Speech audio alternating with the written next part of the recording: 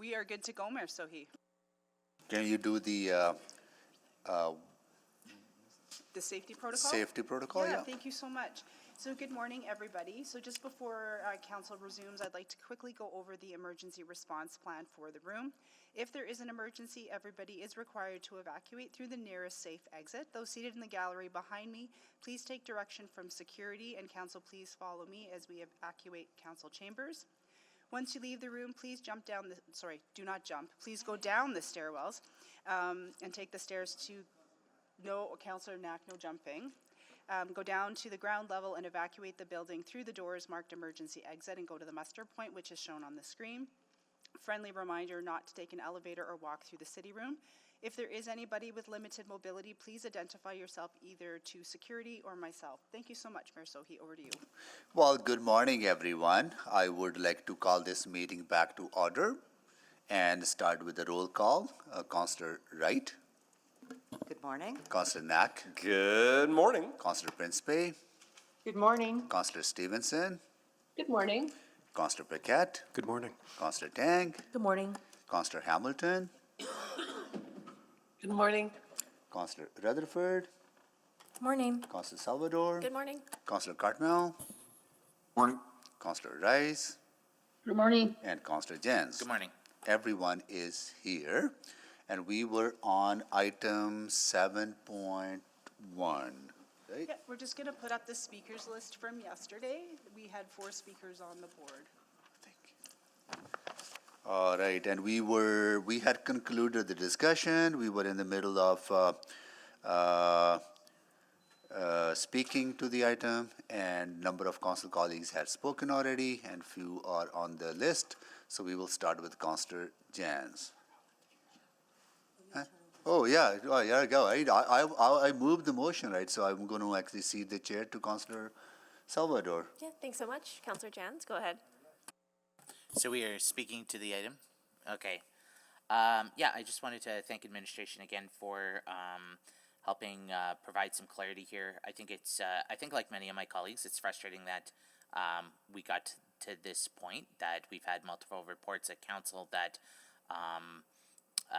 and I'm not pointing fingers just at administration. I think there's a lot of when I look back at some of the hyperbole that was conveyed by multiple parties, that's not helpful and it's not accurate, and I think now there's still confusion that we're having to remedy here, and I think it's a lesson to us, if anything, on the council side, on the and on the administration side, that we are in a heightened time of disinformation, of less attention and journalism from traditional media. There's fewer people actually digging into memos and reports and something. I'm sorry, are people hearing a... Is that an alarm? No, can I proceed, or is that that's not an alarm? Oh, it's this. Oh, okay. projector.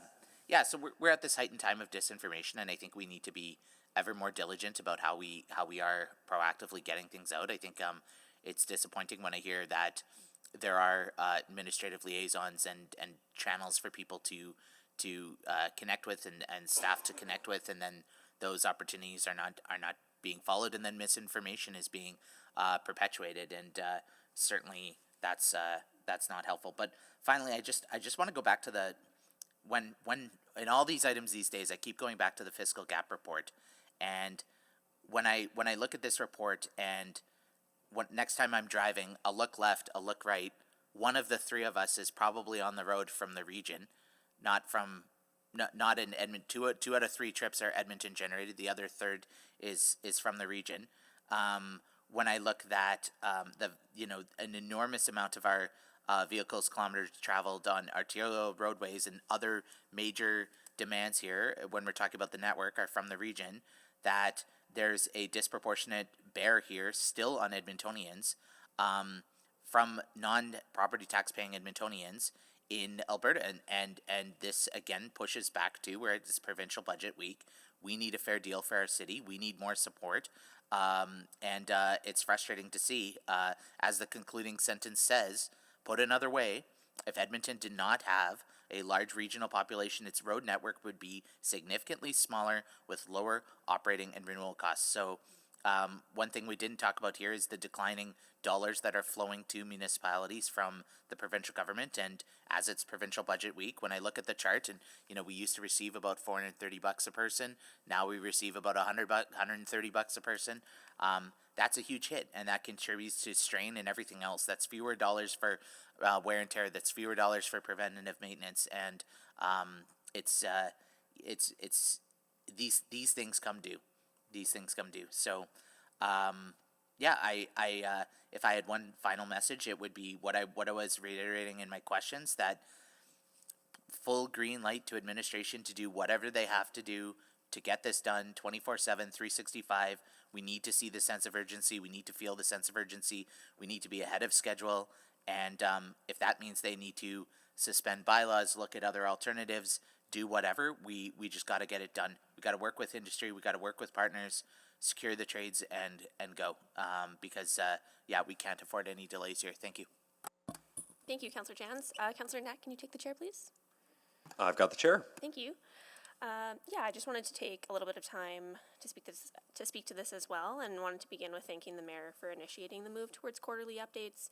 I think this serves as an important opportunity for regular discussion and touch points, which can help build awareness and a stronger public understanding of how we are supporting Edmontonians as our city continues to grow and evolve. I also want to acknowledge the work of administration for their consistent and ongoing efforts to manage and mitigate the impacts of construction projects. I have appreciated administration's efforts to proactively share information, and found that the memos we receive have been valuable, and that this conversation builds off of that information. Throughout this conversation, I've been thinking about how it's always challenging for community members and stakeholders who are, of course, seeking certainty when it comes to these types of projects, when there's inherently some fluidity and in construction projects, and that our teams are working to respond to those projects as they evolve and adjustments are made. I think we all recognize how challenging construction can be, and that it can be disruptive, and it can be frustrating for Edmontonians. I think it's challenging for everyone to exist in that space where there's tension between seeking certainty when there is inherently different dynamics at play. And when we're in those spaces, I think it's just incredibly important that we're communicating with Edmontonians, that we are working to mitigate impacts, that we're keeping people informed, and that we're being transparent about our process. And what yesterday's conversation really reinforced for me is how much effort goes into modeling, doing assessments to mitigate those impacts and to minimize disruption. Urgency, efficiency, and thoughtful stewardship are embedded in our process, and it's great to have had the opportunity to better understand that. I do think that managing perceptions is something that we can all work on. Administration can't do that alone, and it's incumbent on all of us. The more factual, credible, and timely information that we're able to get out helps support trust and helps build that up with Edmontonians, so that it's clear that we're being consistent and predictable in our processes. I'm hopeful that the introduction of the construction coordinator will further support communication among various stakeholders and ensure that when concerns or questions arise, they can be addressed directly from the people who are in the best position to provide those answers. And then just finally, in a world where people are experiencing a lot of change on multiple fronts, communication is key. That's what I keep coming back to. As a growing city with extensive renewal needs, we know that construction isn't going to be slowing down. And that's why it's essential to communicate that we are working as quickly and efficiently as possible to minimize disruption. And that includes proactive updates and maintaining open lines of communication so that when changes inevitably arise, we can respond as reliable city building partners. And that's what I see us doing here. Thank you. I'll take the chair back. I'll return the chair. Councillor Knack, go ahead. Thank you. So start with just more specific to the bridge piece and all the work that's happening down here. And so just one caution that I want to flag for administration, and we talked about it yesterday, which is making sure that as those positions are filled, and in particular the one position is filled, that there is the opportunity to make sure that stakeholders are getting people who can help make sure they can make decisions more quickly when issues arise, because things will arise, and and we've seen that a bit from the Valley Line West LRT, and the mayor talked about this 2 weeks ago, and where we've had some businesses that didn't feel like they were always able to be influencing the decision and always felt like they had to go to the intermediary, and then a couple of weeks would pass, a decision would be made, maybe it changed, maybe it didn't. We want to make sure that maybe that's not how we're approaching these, to give a bit more confidence for everyone in that work. But I think beyond that, I wanted to talk a little bit more broadly, and I wanted to start by echoing a point that Councillor Hamilton raised, and it's something we also talked about 2 weeks ago, which is that overall construction fatigue that folks are facing. I think the thing is, there's probably some bad news, which is that it's not going to stop. And Councillor Salvador just started talking about this, and I think I heard it from a couple of my other colleagues yesterday. But we've got a lot of inventory, a lot of infrastructure that needs to be constantly maintained. And I'll use an example. In December 2014, forgive us for going the Wayback Machine, about 10 years ago, Council made a decision to increase the amount of money being spent on arterial road renewal from about $25 million a year to $55 million a year.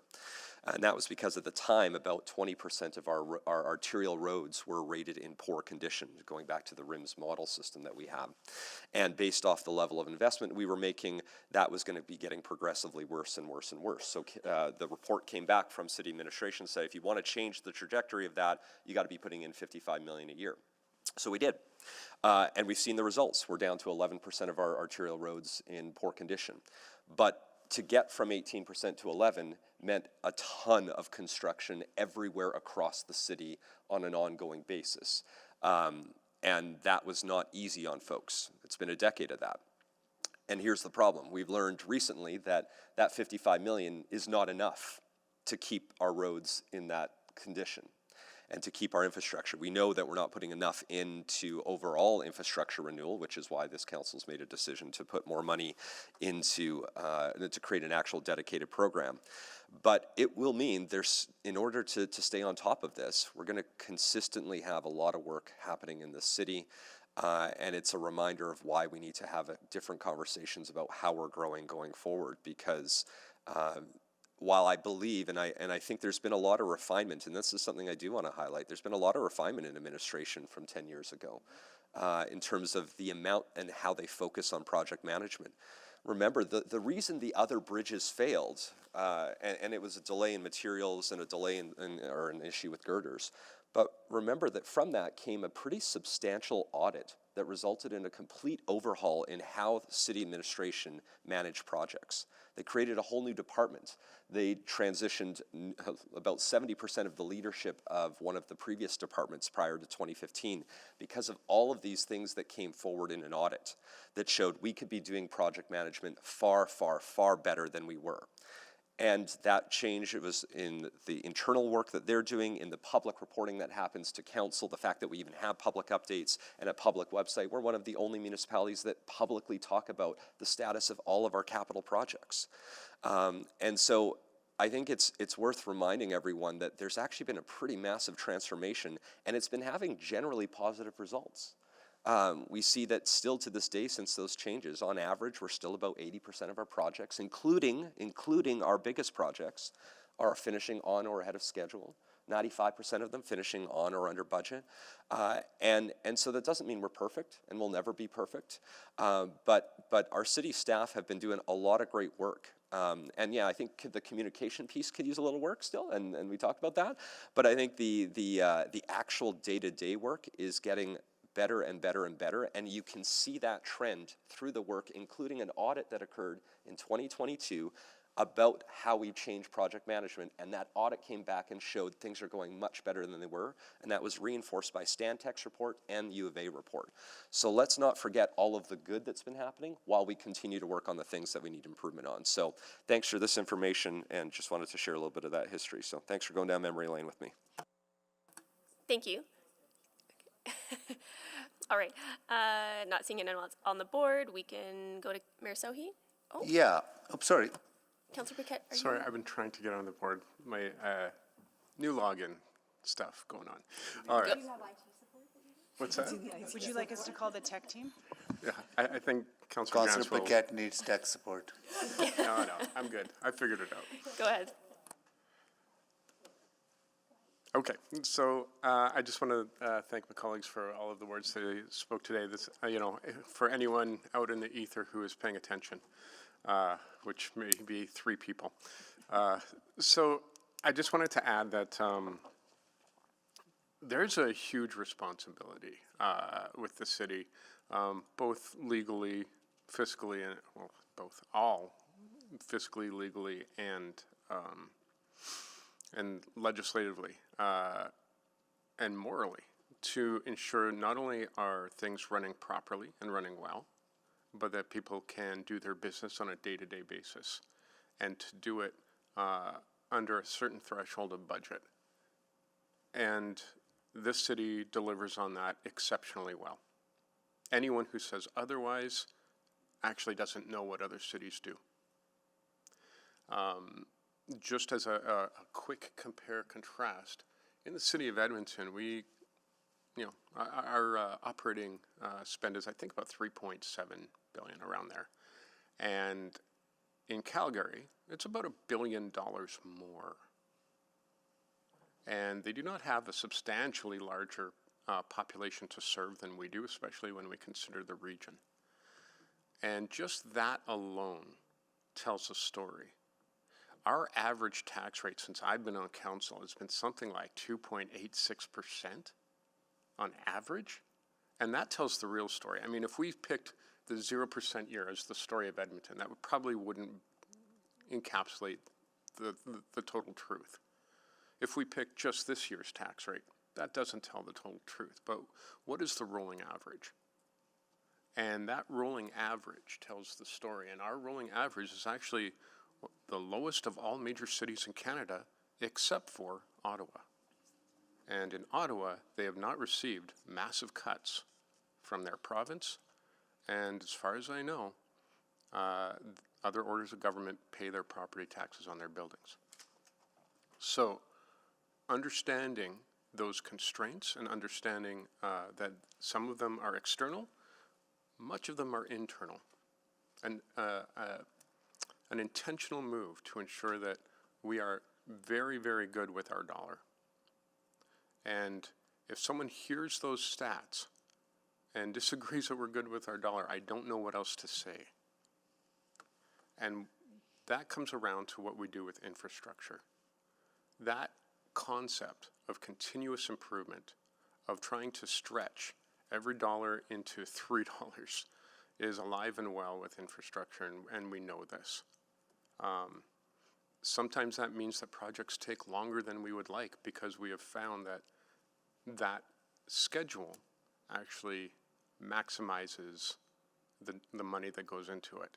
We could build faster if we wanted to, but that would also come with a higher cost. And so that's more of a discussion about policy and approach and what Edmontonians feel is fair for them to pay in their taxes, as far as that capital investment goes. And that comes with an operational cost. So we've heard in the public things that are not true. Misinformation has gone out. I'm not sure where the failure point is. It could be political maneuvering, it could be personal agendas, or it could just be plain old human error, which happens to the best of us.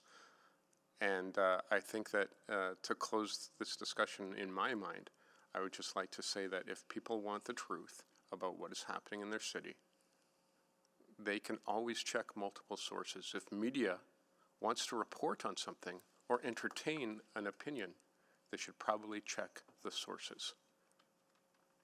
This city cannot afford to have the wrong information out there, and the corporation cannot afford to allow that wrong information to stand without immediate clarification. We are a multi-billion-dollar-a-year corporation. Our comms should probably match. So again, thanks to administration for all of this. Thanks to my colleagues for the great discussion. Thank you. Councillor Tang? Yeah, thank you, Councillor Salvador. I was debating whether I should just take my name off, because all of you have such great things and very, very compelling closing remarks, but perhaps I'll just kind of add a few thoughts. I think when the story first broke out a few weeks ago, I was actually quite perplexed. I wasn't, quite sure where some of that source of whether it's miscommunication or misunderstanding came from. When I read the report, like I mentioned, I thought it was actually quite clear. And so I've been reflecting a lot around, where is this communication breakdown happening? Since the memo went out last May, I'm sure there's a number of conversations, meetings, that's been happening with administration, whether it's with stakeholders, with, the ward counselor, with other folks. And I think it might be worthwhile to do a bit of the postmortem assessment about how we can be better in terms of proactive communication. I know that was already brought up, but perhaps more proactive media availability. In some of my communications with the downtown stakeholders, I understand some of them have been trying to reach out. And again, I'm not sure where the breakdown is happening, but I think it's worth revisiting that. I know the downtown councilor works incredibly hard to make sure that people have the best information possible. So I think to Councillor Paquette's point, reach out to find the most accurate information and check different sources. And in this case, I wonder why. And this speaks to the media piece too, because I think some of the story didn't necessarily have the most accurate information. I just kept perpetuating, and it became more and more divisive. I think I heard on the radio the other day, it's now called the Bridgegate. And I just find the whole thing very perplexing. I think there's more we could have done. Because I think at the end of the day, we all want the same thing. I think we all want safe bridges that we can cross on. I think we want access to occur so that there's no major disruptions. We heard the presentation yesterday around the tariff. I think downtown businesses have a lot on their plate already, and if there's a way to kind of alleviate other aspects of their lives, we should strive for that as best as we can. I think we all want accessibility, etc. So I think I just want to reiterate. I appreciate and received read all the emails that came through. I think it was an email campaign. I'm not even sure actually where that came from, but I want to reiterate that those were good suggestions, whoever kind of drafted them to begin with, and I want to reiterate that we have been very much accelerating or taking those to heart. Administration is doing their very best to address issues like staggering the construction timelines, improving public communication, optimizing traffic management, providing support to affected businesses and institutions as best as we can. City is growing rapidly. We have a large inventory of assets to maintain. It's a huge endeavor, and at the end of the day, we all work towards the same goal. How do we get on the same page when information sometimes do change? How can we do a better job of managing some of that change proactively? I think there's more we all can do to make that transition a little bit smoother.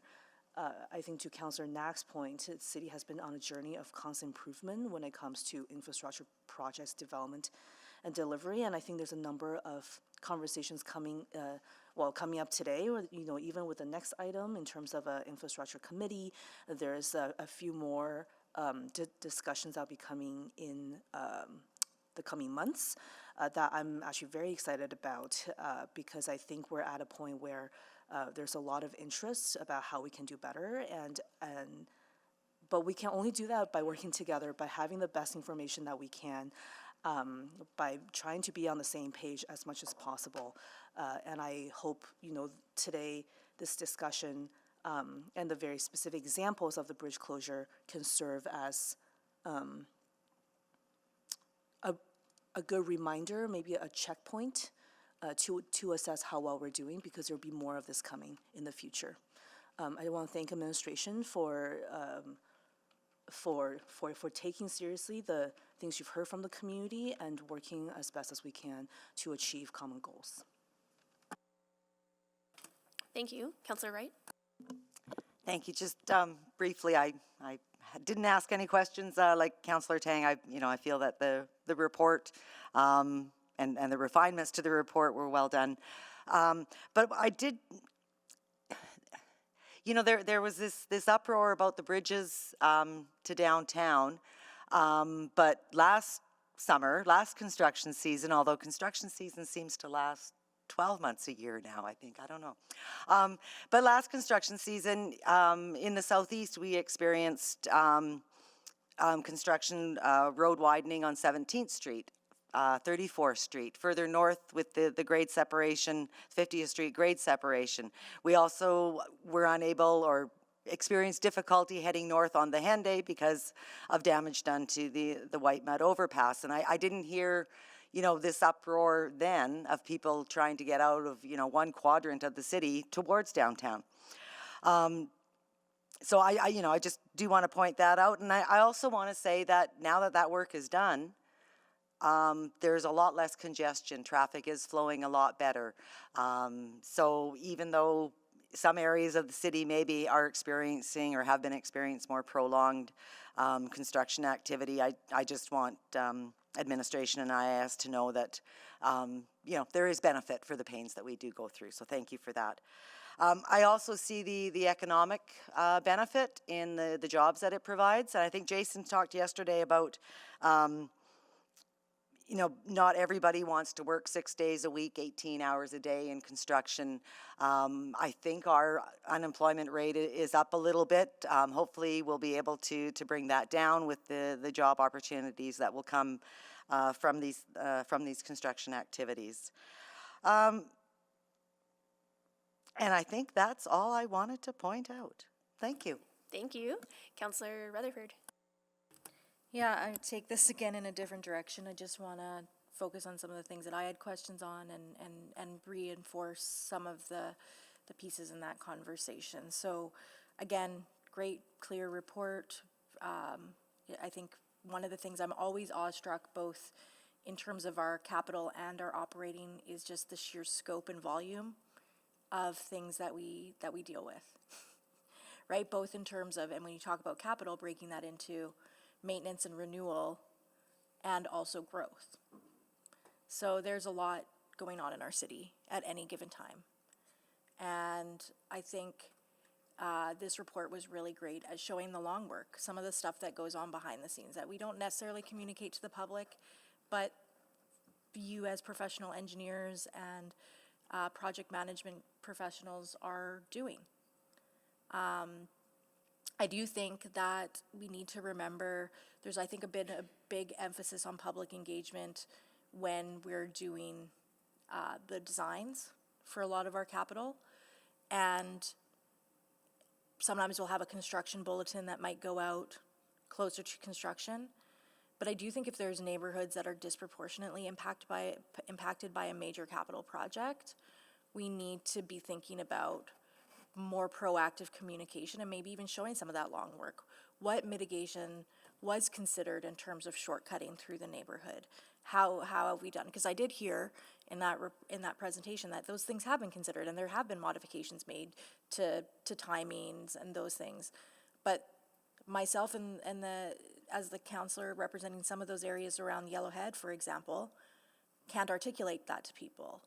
And the people don't know that those things are being considered. So I think just sometimes even meetings with community leagues or some other kind of communication channels could be good. I also think, as I highlighted, I'm very much looking forward to getting that memo on some of the postmortem lessons learned in how we do that transition between when a project is completed for a construction cycle, even if it's maybe not fully completed for the entirety of the project, how that communication and that handover happens with city operations to ensure that whatever was built, even if we have to go back and finish in the next season, is still getting snow clearing appropriately, is still getting those things that, people then look at that and say, well, you just built this really new infrastructure and it's clearly not functioning because it's not getting snow clearing. It's not, people are missing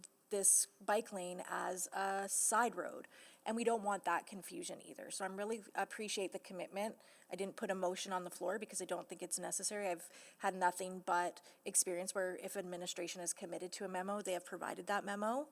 And so I have nothing but faith that that memo will come and look forward to that conversation. But overall, I think that Councillor Knack said it best when, he said, there's been so much that's been done to continually improve. And I'm going to say, not just our capital, but our operating over decades. In very, as Councillor Paquette pointed out, very, very refined fiscal constraints. And I think that honoring and recognizing that, especially with capital projects, when you make that change, you don't see that change instantaneously. Because capital projects are decades sometimes, especially the major ones, in the making, right? Again, having more knowledge and depth of the Yellowhead, I'm gonna go there. I think the idea of turning it into a freeway was originally proposed in 1970. Right? Like, this is the kind of, an original kind of concepts, and then those concepts are refined, and you have to wait till you get funding from other orders, and then now you've got the green light, and now you've got and there's a lot of moving pieces. So I think that what we have to recognize is that sometimes you're taking new approaches and you're having to overlay them on historical approaches to how project management was done. And so it takes a long time to actually see that impact, but we are seeing that. And so thank you. Great, thank you so much. We'll go to Mayor Sohi to close. Thank you so much. I first of all want to start by thanking our administration for their work creating this report and the intentional approach they have taken to mitigate the impacts of bridge repairs and closures and other construction projects. As a council and as a city, we have a responsibility to ensure our bridges and infrastructure remain in good functioning condition. Bridges and our infrastructure are critical. They are critical infrastructure. They allow us to move around our city. They help grow our economy by facilitating the movement of goods and services. They're essential. I also want to be clear that the conversation is happening because in October of last year, Council identified a gap in communication around major projects and took actions to improve our understanding of administration's coordination and mitigation strategies. These regular traffic updates are important. They improve Council's accountability, provide another mechanism to strengthen communication and transparency with the public and clear confusion. Like many of my Council colleagues, I was also disappointed to see that several of our partner organizations felt that they did not have access to accurate information on how administration was working to mitigate the impact of construction on our downtown vibrancy. There's a lesson here. Sometimes we just need to double down on our communications. And I'm committed to doing that, and our administration is committed to sharing this accurate information with our stakeholders. We as elected officials have a responsibility to convey accurate information. We can access that information from administration, as I did. And I asked them to hold a technical briefing, which they did. And that clarified a lot of misinformation and inaccurate information. I hope that we will stay in touch with those organizations and provide with the timeline proposed in this report and mitigate the overlap of repairs and closures as much as possible. This council has been committed to dealing with city's large historical renewal deficit. It is essential that we catch up, that we don't kick the can down the road to be dealt with later at a higher cost to Edmontonians. We need to consider more mechanisms to address this deficit as we will hear in our fiscal gap work plan next week. Finally, I want to say that we believe in our downtown. We are deeply committed to our downtown vibrancy, and this council has shown leadership. as have previous councils.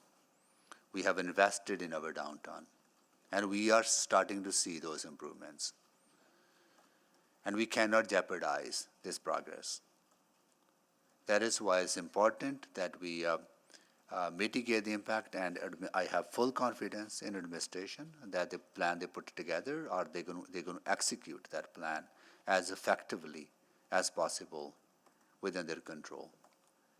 And so let's, continue to build the city. Let's continue to catch up on the underinvestments in our infrastructure.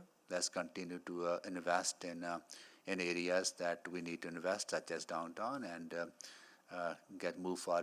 moving forward together on the right path. So I did once again. I know, as I said on the onset of discussion on this topic, the last couple of weeks have been difficult on our administration. And I want once again to acknowledge that difficult time that you have gone through, and we are here to support you, and we will work with you to have the accurate information communicated as effectively as possible. Thank you. Thank you. Please vote.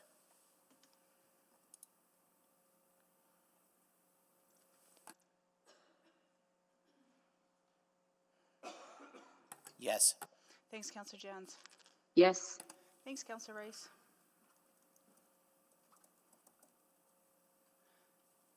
Just waiting on one more vote. We have all the vote. Please display the vote. That's carried, and I'll return the chair. Thank you, Councilor Salvador.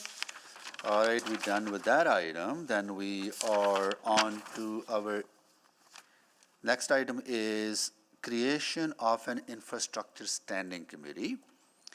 And this was exempted by Councilor Cartmel. And I understand there's a presentation from administration. That's correct. Please go ahead. Yeah, and just would ask if council could give some indulgence to go through the presentation and then perhaps some questions, recognizing this is a governance matter, and so if you don't mind, maybe not putting a motion on the floor till I've gone through this, if that's okay? But Absolutely. leave that up to the chair. I don't know if there are any, Councilor Tang has said that she has a motion that she would like to put forward, so let's go through the presentation, then questions, then we'll consider the motion. Thank you so much. So just moving to the next slide. So just a friendly reminder, the motion that was passed in December just directed administration to go away and look at some options about creating an infrastructure standing committee. So the Office of the City Clerk did work with administration and the senior leadership team to pull together a response, which you can see documented in the report. This presentation just walks you through some procedural considerations, but again, after the presentation's done, administration's here to answer any questions that you might have. Next slide, please. So as this motion was made in December, we did look at making some quick assumptions as the report needed to be prepared within the first weeks of January. So based on the conversation that was had in December, we made an assumption that this committee was to be established before the election. There was also an assumption that the new meetings needed to be coordinated within the existing schedule, as council has already approved principles for the city clerk to use in scheduling both council and committee meetings.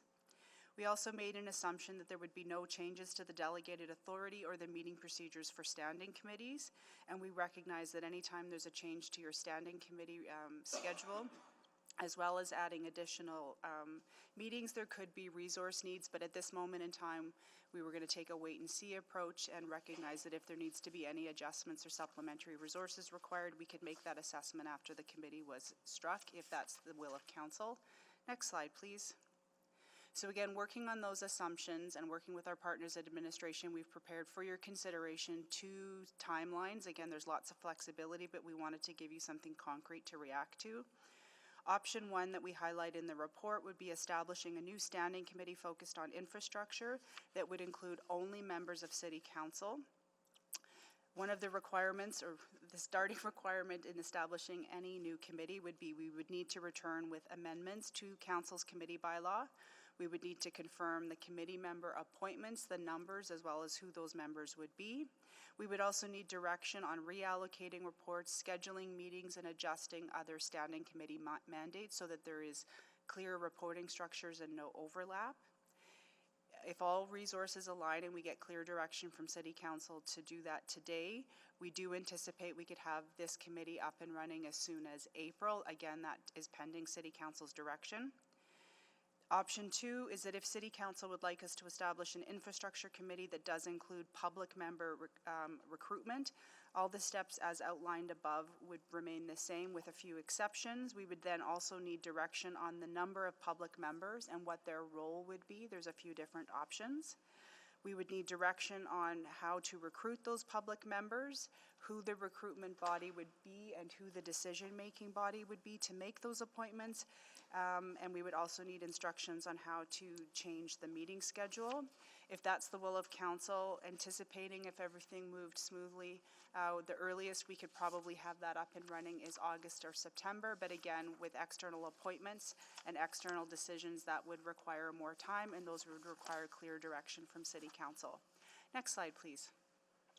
So that's talked a little bit about the process and some options for your consideration. What's also very important when drafting a bylaw is to make sure that the mandate of the committee is crystal clear and reflects the will of council. Based on some input from administration and reviewing the approach to previous standing committees, what's on the screen here as well as included in your report is a draft mandate of an infrastructure standing committee that would focus on delivery, operation, renewal, and decommissioning of city infrastructure, including the financial implications of capital projects, capital project design, and delivery. So next slide, and this is the last slide before we'll turn it over to questions, but again, just to get real clear on what it is council would like us to do, we've got 4 bullets up here just to summarize the direction we'll be seeking today. If you do wish to create an infrastructure committee, we will need to return with amendments to your committee bylaw. We would like to confirm the mandate of the committee, which is draft for your consideration in the report. We are also recommending within one of the attachments just a few minor changes that we'd like to make to some of your other standing committees, assuming you want to keep the other 3 remaining whole: Executive Committee, Urban Planning, and Community Services. We also need confirmation on the membership. Mayor is always a member of standing committees and is a voting member, but also want to get clear if you want to go down the road of making sure who, or giving us direction on who the chair may or may not be, if that's a member of council. Also would like to get direction on the public membership, the number of members that you would like to see, if any, whether their role is advisory or voting, or if you'd like us to come back and that would be a future consideration. And again, we'd like to reconfirm our assumptions that you want this up and running quickly. And if you would like us to do some more work, we just want to get clear on what your expectations are as we come into the last months of this term. Happy to turn this over for any questions. Thank you so much. Before we go to questions, I want to welcome some students who are visiting us from Al Mustafa Academy, and they are grade 5 class, and they are here with their teacher P. Sood, right?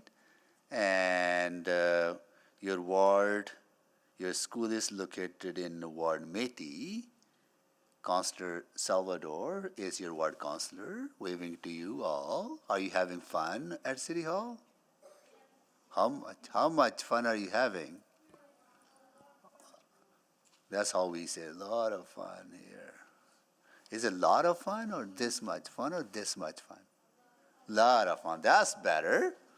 Are you doing your mock council? Have you done it already, or are you going to do it later? Okay, have you selected your class mayor? Who is the mayor? Mayor, you want to come down to the podium?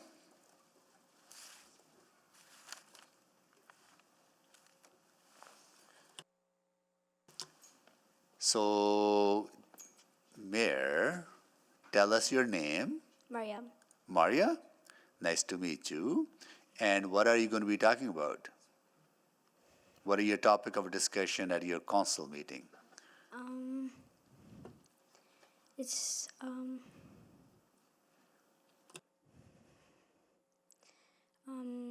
don't really know. Well, you haven't decided yet? It's like a mock council. Like It's a mock council, but there's going to be a topic that you're going to talk about, right? yes, What is that topic? should kids from kindergarten to grade 12 go to public transit? bus. Oh, whether they should have free access to public Yeah. transit. Okay. Well, let us know what you decide. There are a number of other classes that had the same topic that they discussed, and they reached their decisions. I don't want to tell you what decision they made, right? But we look forward to share with us what do you decide, okay? Yeah. Nice to see you all. Thank you so much for visiting us. Cool. All right, with that, Councillor Cartmel, you exempted this. Please go ahead. Thank you. I don't have any questions on the presentation. I'll wait for Councillor Tang's motion. Thank you. Okay, thank you. Councillor Wright. Thank you. So maybe I'll start off, so the idea of this committee then is to sort of get the expert independent knowledge from like engineers or urban planners and things like that. Is that right? So the idea came from council. So, right. So, Okay, so maybe I'll just say, don't we have engineers and urban planners on staff? Yes, we do. Okay, and then I guess, okay, then to the clerk, maybe I'll ask you this. The schedule that you provided in attachment 3, so we would be doing these in the afternoons of other urban planning and CPSC meetings. So would the schedule then reduce the times of those standing committee meetings till noon? Possibly. So again, coming back to the assumptions, council was pretty clear when it gave us instructions to create the calendar about how you'd like us to organize your time. So those were the assumptions. If you're going to add a 4th committee to the rotation, we're not anticipating that this committee would work on the 3-week cycle. Perhaps it's on a 6-week cycle, so we would have to integrate it into the schedule. Depends on the membership. In previous council terms, we have had committees running at the same time, one in River Valley Room and one in council chambers. So again, the first step is, do you want this committee? What's its mandate? Who's going to sit on it? And then we would have to look at your scheduling. Okay, and then, yeah, because I'm looking at the scheduling, to have public members and expect them to come to a committee meeting every 3 weeks, where we have public members are on audit and utility, and those are quarterly, right? Yep. Yeah, okay. And then I just have a question on the date of Tuesday, June 16th. Is it Tuesday, June 17th? I don't know, because I haven't got that up. To be fair, those were just guidelines. I think, again, just want to get confirmation if you want us to have that meeting. If there's a mistake in the attachment, my apologies. Okay, because then my concern is, how do we get people, council members, attending 2 meetings at once? If there's overlap with other meetings. Again, I don't have that in front of me because I just am not looking at it. I'm answering your question. Okay, yeah. So again, it has been previous practice that when there's 3 standing committee meetings and there's 4 members on each, it has previously been possible to run 2 committee meetings at the same time. If that's not what council wants, then again, great time to get some direction. But I'd like to go back to the principles that council gave us on setting up your schedule. Let's first of all decide what the form is, and then we'll figure out how we need to adapt your schedule to meet what it is you want. It's your schedule and it's your governance model, so we can figure it out. Okay. And I guess I will wait for other questions when there is a motion. Okay, thank you. Thank you, Councillor Wright. Councillor Paquette. Oh, thank you, Mr. Mayor. Yeah, just to follow up on those questions, which were excellent. It begs the question then, since council already has a schedule generally in place, and since there is the staffing logistics about that, would it make more sense for this to be a conversation for a new council as they develop their own schedule, since this would be a new committee? That may have come up in the discussion in December, and I've responded to the direction of council, so I might ask. Well, if you're asking me, which you're not, to the chair, I'm just wondering if Councillor Paquette thinks that makes sense to just push this to the next council and. I think we had that discussion in December. Yeah, we did. And we decided to proceed this year. So I think that discussion is concluded, Well, right? it may be concluded, but it also bears maybe a little bit more thought, because when we're talking about duplicating, staff for a committee that not all councillors will have the capacity to join. I think let's creates sort out those things, right? Participation is important. And people's Participation ability, is important. Yeah. And yeah. the question is it worth disrupting the schedule for the last 6 weeks, if that, of council? Or is this something that should actually be considered as maybe a way to proceed after an election and when we have a new schedule coming up? Yeah. Maybe I that's, think that's probably a different nuance than the discussion that was had in December. yeah, discussion in December did not have the information on scheduling, participation. Yes, that's a new nuance to that, right? We can weave these questions into other broader questions as well, right? But Yeah. okay. Okay, so,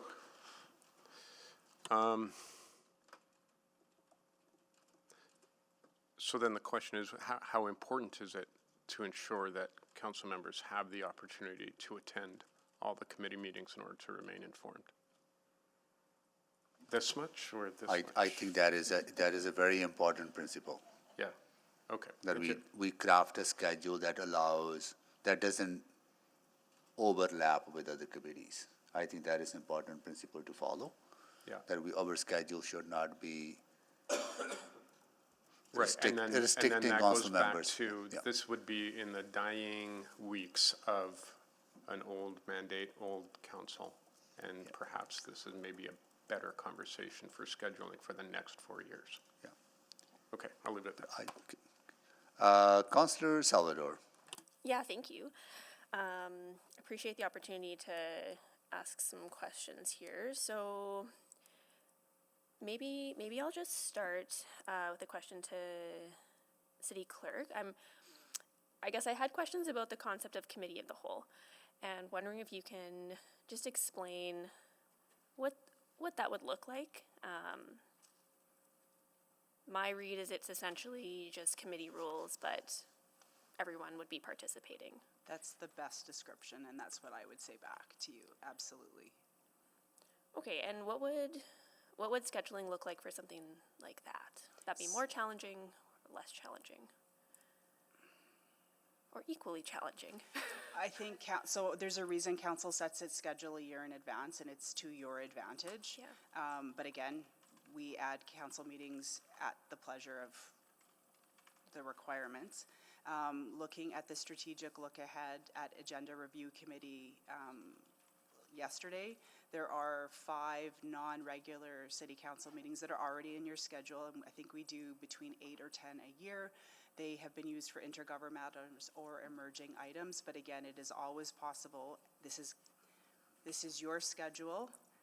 This is your governance model. If these topics are important and you want us to dedicate time on an agenda to have these conversations, 1, we can schedule those, and 2, committee of the whole just facilitates a slightly more relaxed process, which is why I do like committee of the whole. For example, that's sort of what you're doing right now. You don't have a motion on the floor. Yeah, and okay, and maybe I'll ask this. I'll ask this one to Craig. So, thinking about the importance of having dedicated time on the agenda, we just had a quarterly update, which I found quite beneficial, focused opportunity to talk about infrastructure. How would you view that opportunity versus, I guess, a committee structure or a committee of the whole? I think I'll probably go on Eileen's line of answering.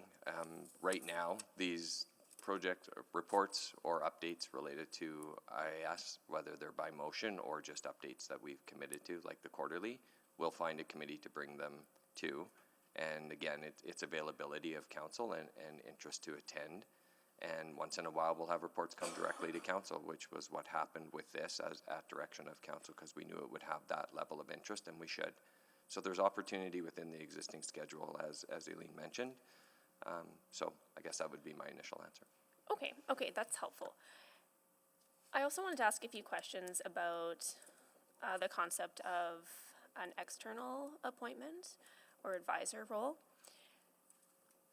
How would a role like this in an infrastructure context differ from utility advisor, for example? That's something that I'm trying to wrap my head around. And I think for me it comes back to what is the purpose of that appointment? Are we looking for technical expertise, oversight, improved public communications? Like what gap are we trying to fill, I guess? I don't know who can provide a bit of commentary there, but maybe really honing in when I look at utility advisor, that is a technical role, providing technical expertise in a highly regulated context. And it was introduced at a very particular point in time. Again, perhaps the mover has some ideas on the genesis for this request. We're just providing some options. Legal services might have some ideas about having a voting member be on a standing committee it's a slightly, the utility committee is a slightly different example. Right. Okay, and maybe I'll ask this in a different way. I see a pretty big difference between a utility advisor, where there, again, is a highly regulated and technical role, versus seeking out an advisor who would be able to provide information on a really wide breadth of potential infrastructure projects and conversations.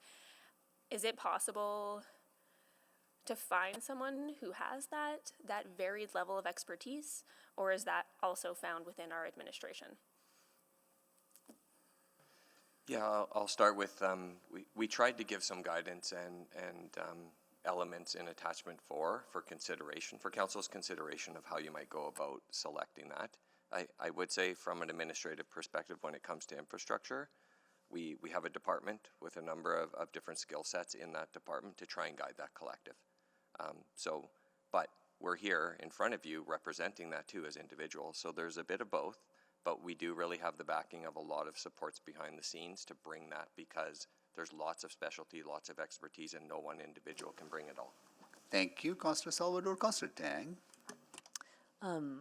Yeah, maybe just on that thread, I feel like with the utility, there is a sort of an engine, like a machine behind all utility decisions as well, from both at the city, from the finance perspective, but also EPCOR.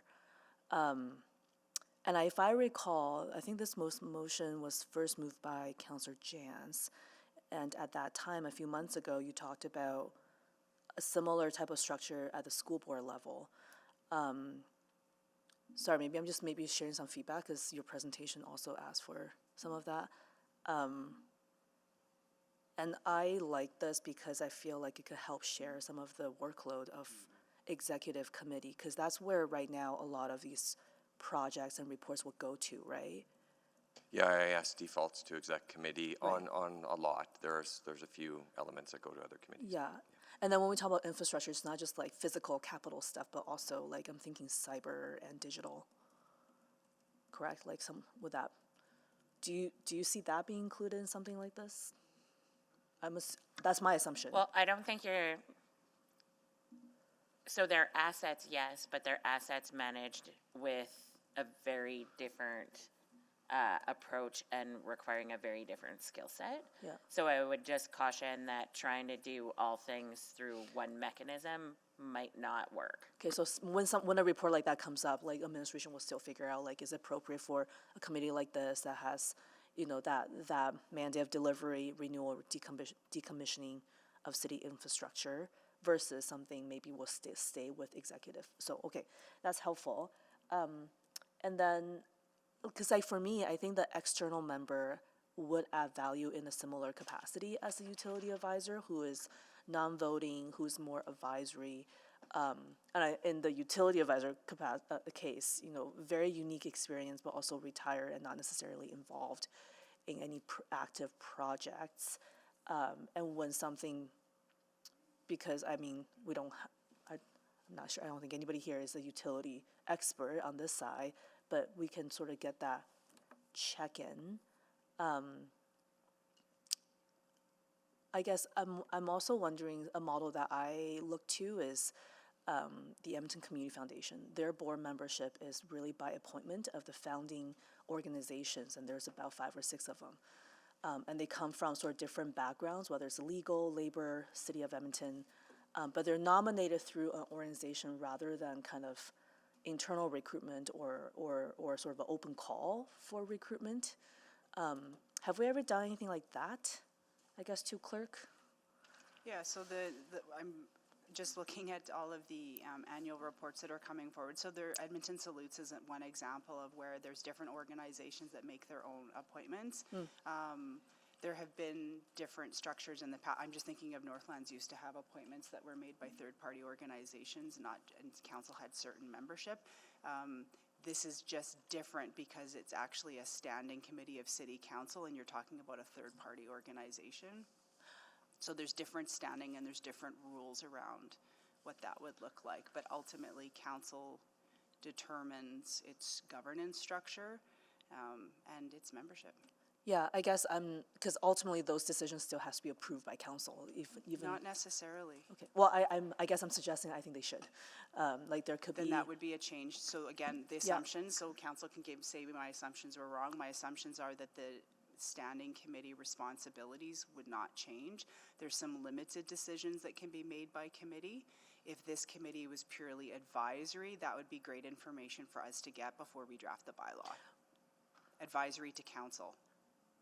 I mean, I think the committee should be like CPSC or community. They can direct the work of administration and they can make certain decisions. Right. But then the external member, I guess I'm talking specifically about the external member, I see that as more advisory. Similarly to non-voting, advisory, similar to the utility advisor structure. That's kind of where my head is at, and I've seen some of recruitment nomination process, in other cases, not city example, that I think could be interesting to explore. I'm running out of time, but this is helpful. Thank you.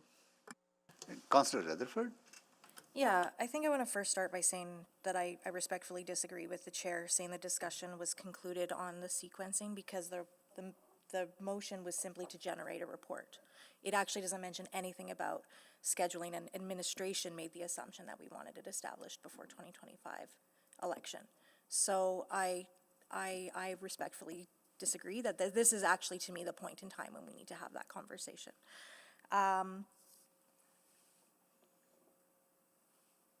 So when I read in the report that it says the delegated authority of this committee, if we created one, would be approving agreements that exceed the city manager's delegated authority.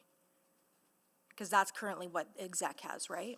All of the standing committees, we were making an assumption that they wouldn't So change. what I also found interesting in the report, if you go on below, it says that you did sort of a bit of a cross-jurisdictional scan and infrastructure committees that have been created by other municipalities, including Calgary, do not have public members, and that there would need to be mitigation for risks of conflicts of interest, pecuniary interests, those kind of things, correct?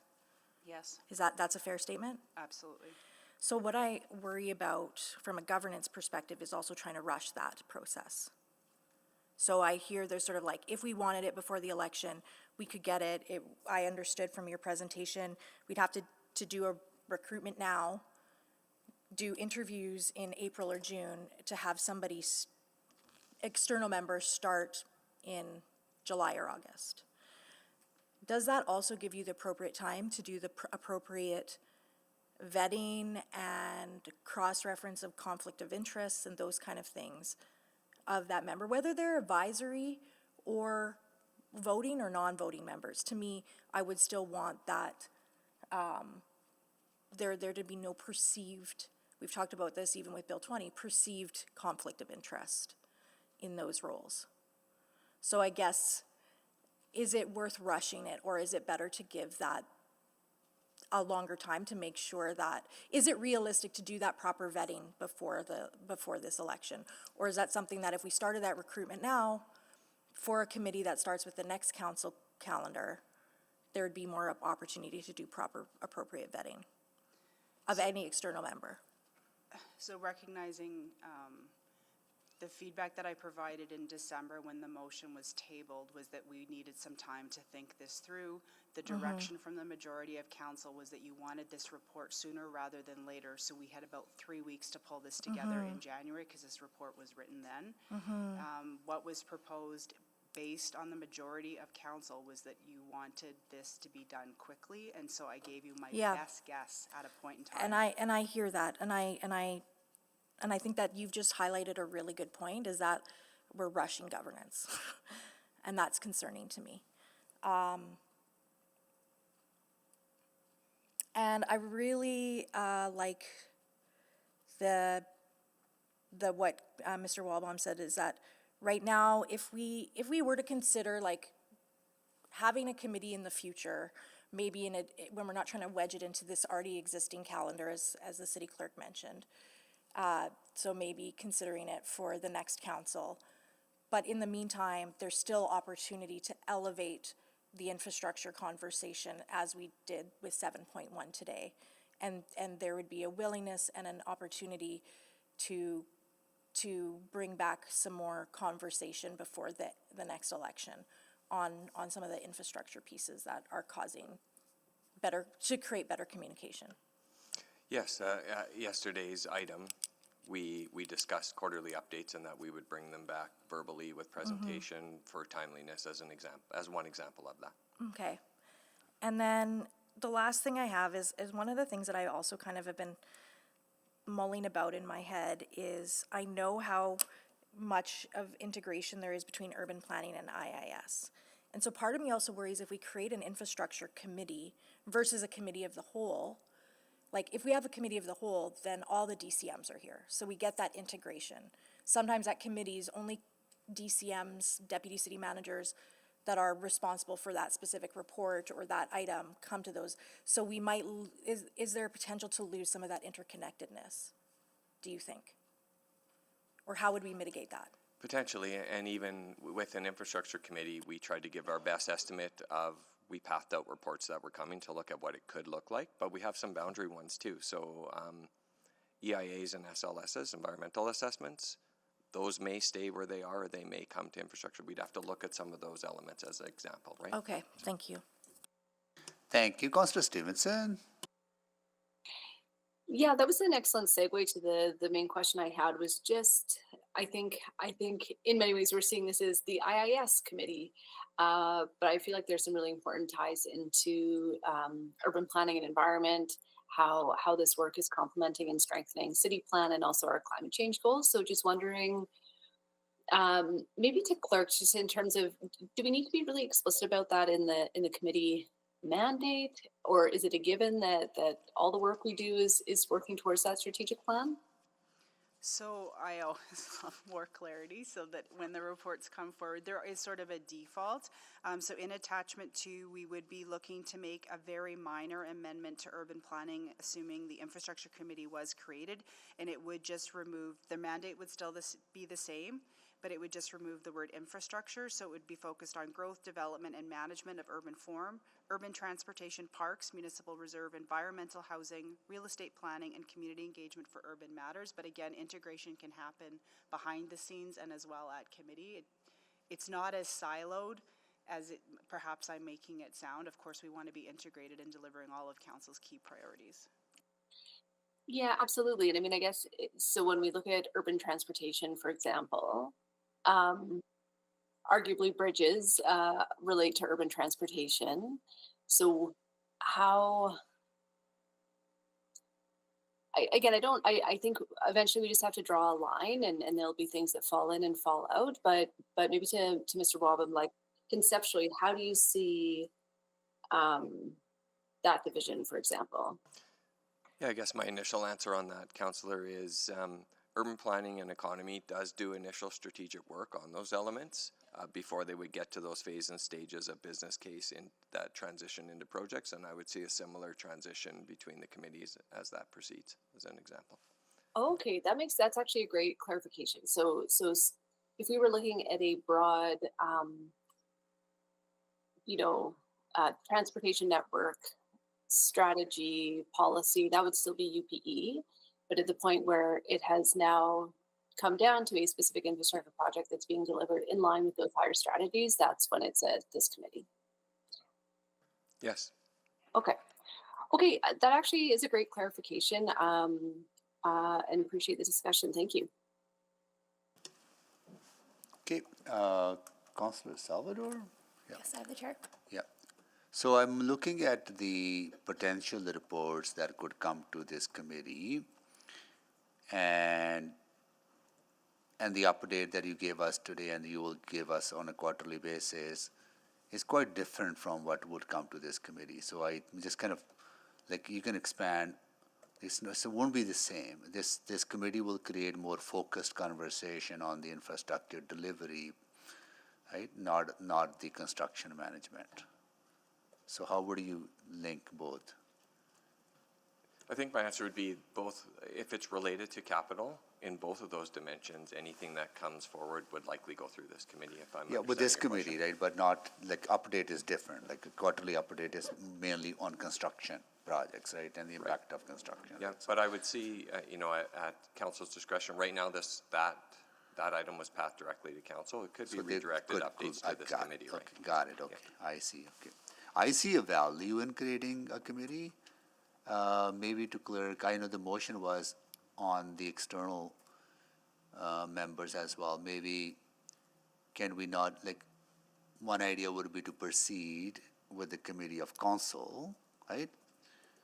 But separate the issue of public members at this time, or do the recruitment, then at some time in the future, or maybe after the election, that could be revisited or reconsidered, right?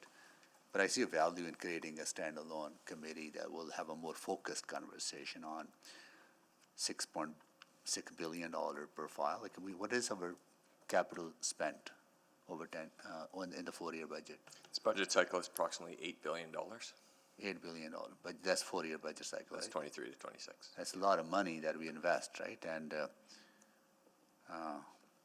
so I see value in that, right? So,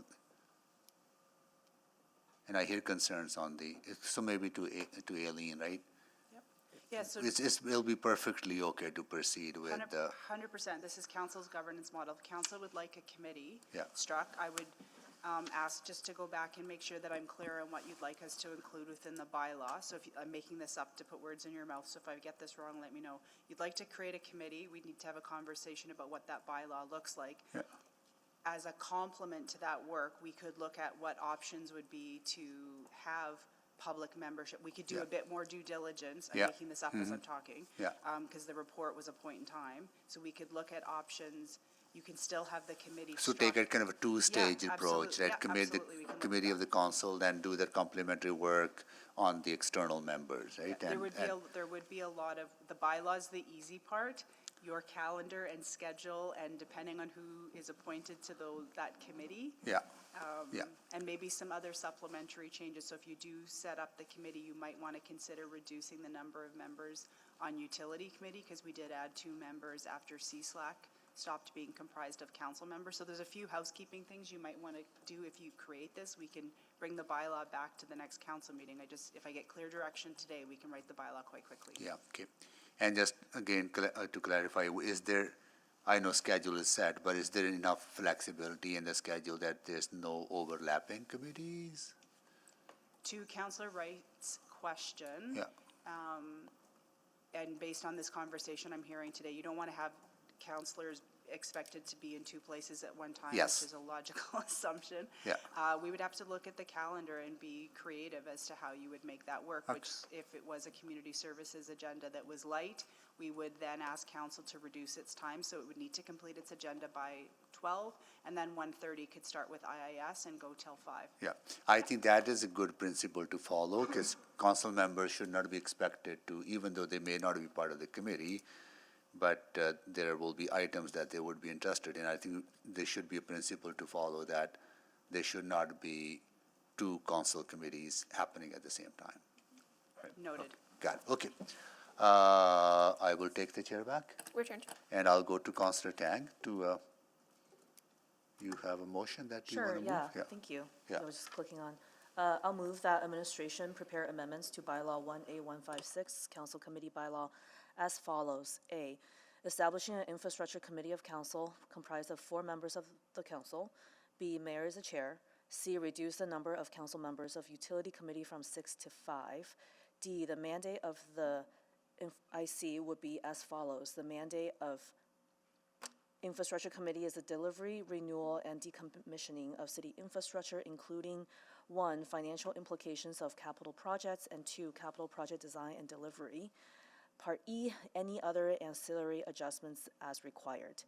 Part 2, that administration develop an external nomination process collaboratively with industry associations, e.g., Edmonton Construction Association, APEGA Engineers, Alberta Association of Architects, for up to 2 public members serving as technical non-voting advisors to the committee, and provide nominations for council approval by Q1 2026. Okay, I will need a seconder. Okay, I'll second it.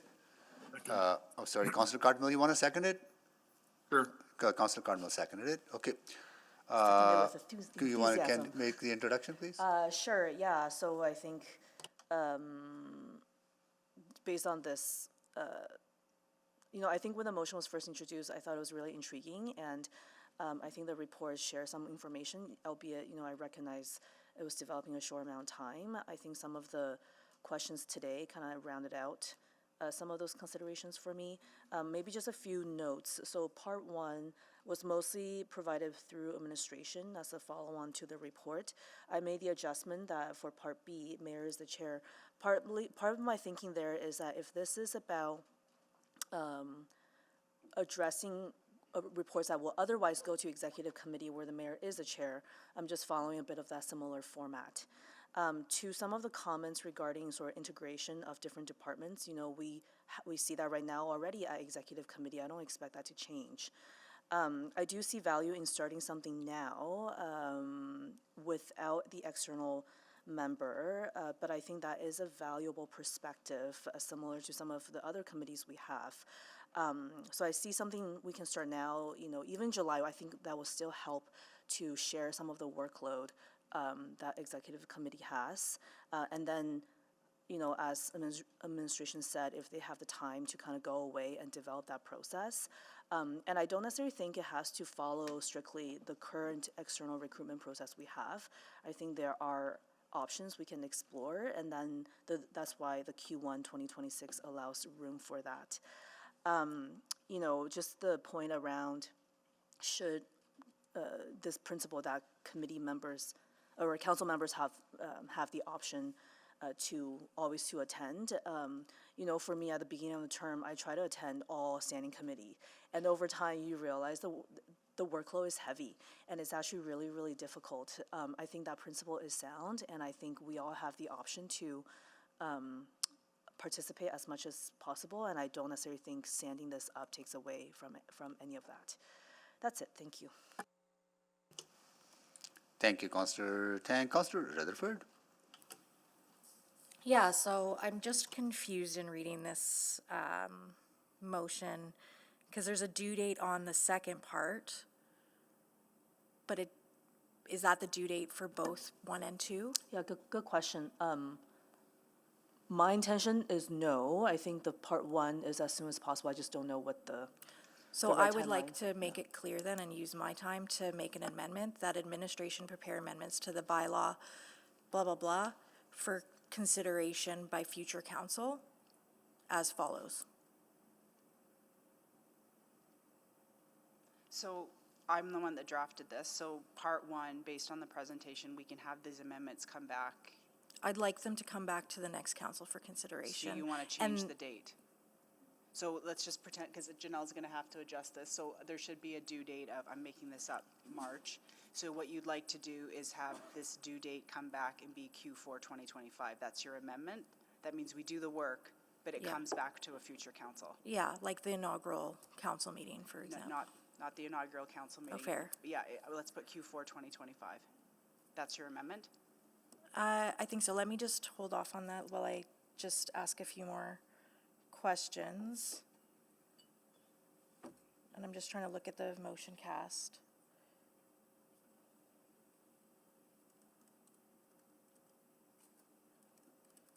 Yeah, yeah, I guess to the mover, why do you feel that there is this sense of urgency to do this now, given it won't have public members, B, we're already having conversations at council, and B, this is a very important governance question? Like, why do we feel the need to establish this so quickly? You know, I guess partly because of some of the conversation leading up to this point. You know, we recently just had our agenda review committee, and I think looking ahead, I don't really see why we can't stand something up now. Yeah. To just kind of get a sense of like, could it work? Is that a possibility? I'm not on a rush. I'm less on the rush with the external because I do think that it requires some time to think through. But for now, you know, for me, if I look ahead after July, the executive committee agenda is really heavy. I'm actually really concerned we might not get through everything before the election, and I like to because those are important city issues. And if we can have something now that can kind of share the load, you know, I'm all for that. Yeah, I think that's great. I think that what's concerning to me, again, what I said is rushing governance. This is the delegation authority that we would be giving this committee is significant. And I think about, for example, one of the things in the agenda review committee look ahead that we just had yesterday actually didn't mention anything about zero-based budgeting, which this council has also directed administration to rush that work and to have something back on zero-based budgeting and have those conversations with council before the next election. So, and that was not in the look ahead at all because there's still, so like I'm trying to actually look at what realistic components are still coming at us that we don't have in that look ahead yet. That's just what we know as of today, not all that may be coming. Is that a fair statement to, I guess, I'm going to go to the clerk first and then I'll go to Ms. Padbury because I know the zero-based budgeting is in your. So that report is scheduled for March 18th City Council meeting. It was in the look ahead. And what does that report highlight in terms of what's going to be required? Is it going to bring up information about, similar to this report, about what would be needed to have that conversation through the remainder of the term? Are you asking what does the report say about another committee? Not necessarily another committee, about the time required to have certain conversations in the sequencing that council has asked for. In the context of zero-based budgeting? Yes. Yes, so that report will be transparent about doing a full zero-based budget. You don't actually have the time to do that with the resources that we have. And so I think it's, even though we haven't released that report, like what we're suggesting is a targeted approach to zero-based budgeting. Yeah. To fit it into the schedule you have. But you would still need to, the key is to fit it into the schedule that we currently have. And the resources And I currently have. without the addition of another committee that we're contemplating for March. Okay, that's it, I'll leave it there. Thank you, Councillor Wright. Thank you. I'm just wondering, is there another way that, or other options that would be available to manage the workflow for these reports? Can you say more about what you mean about that?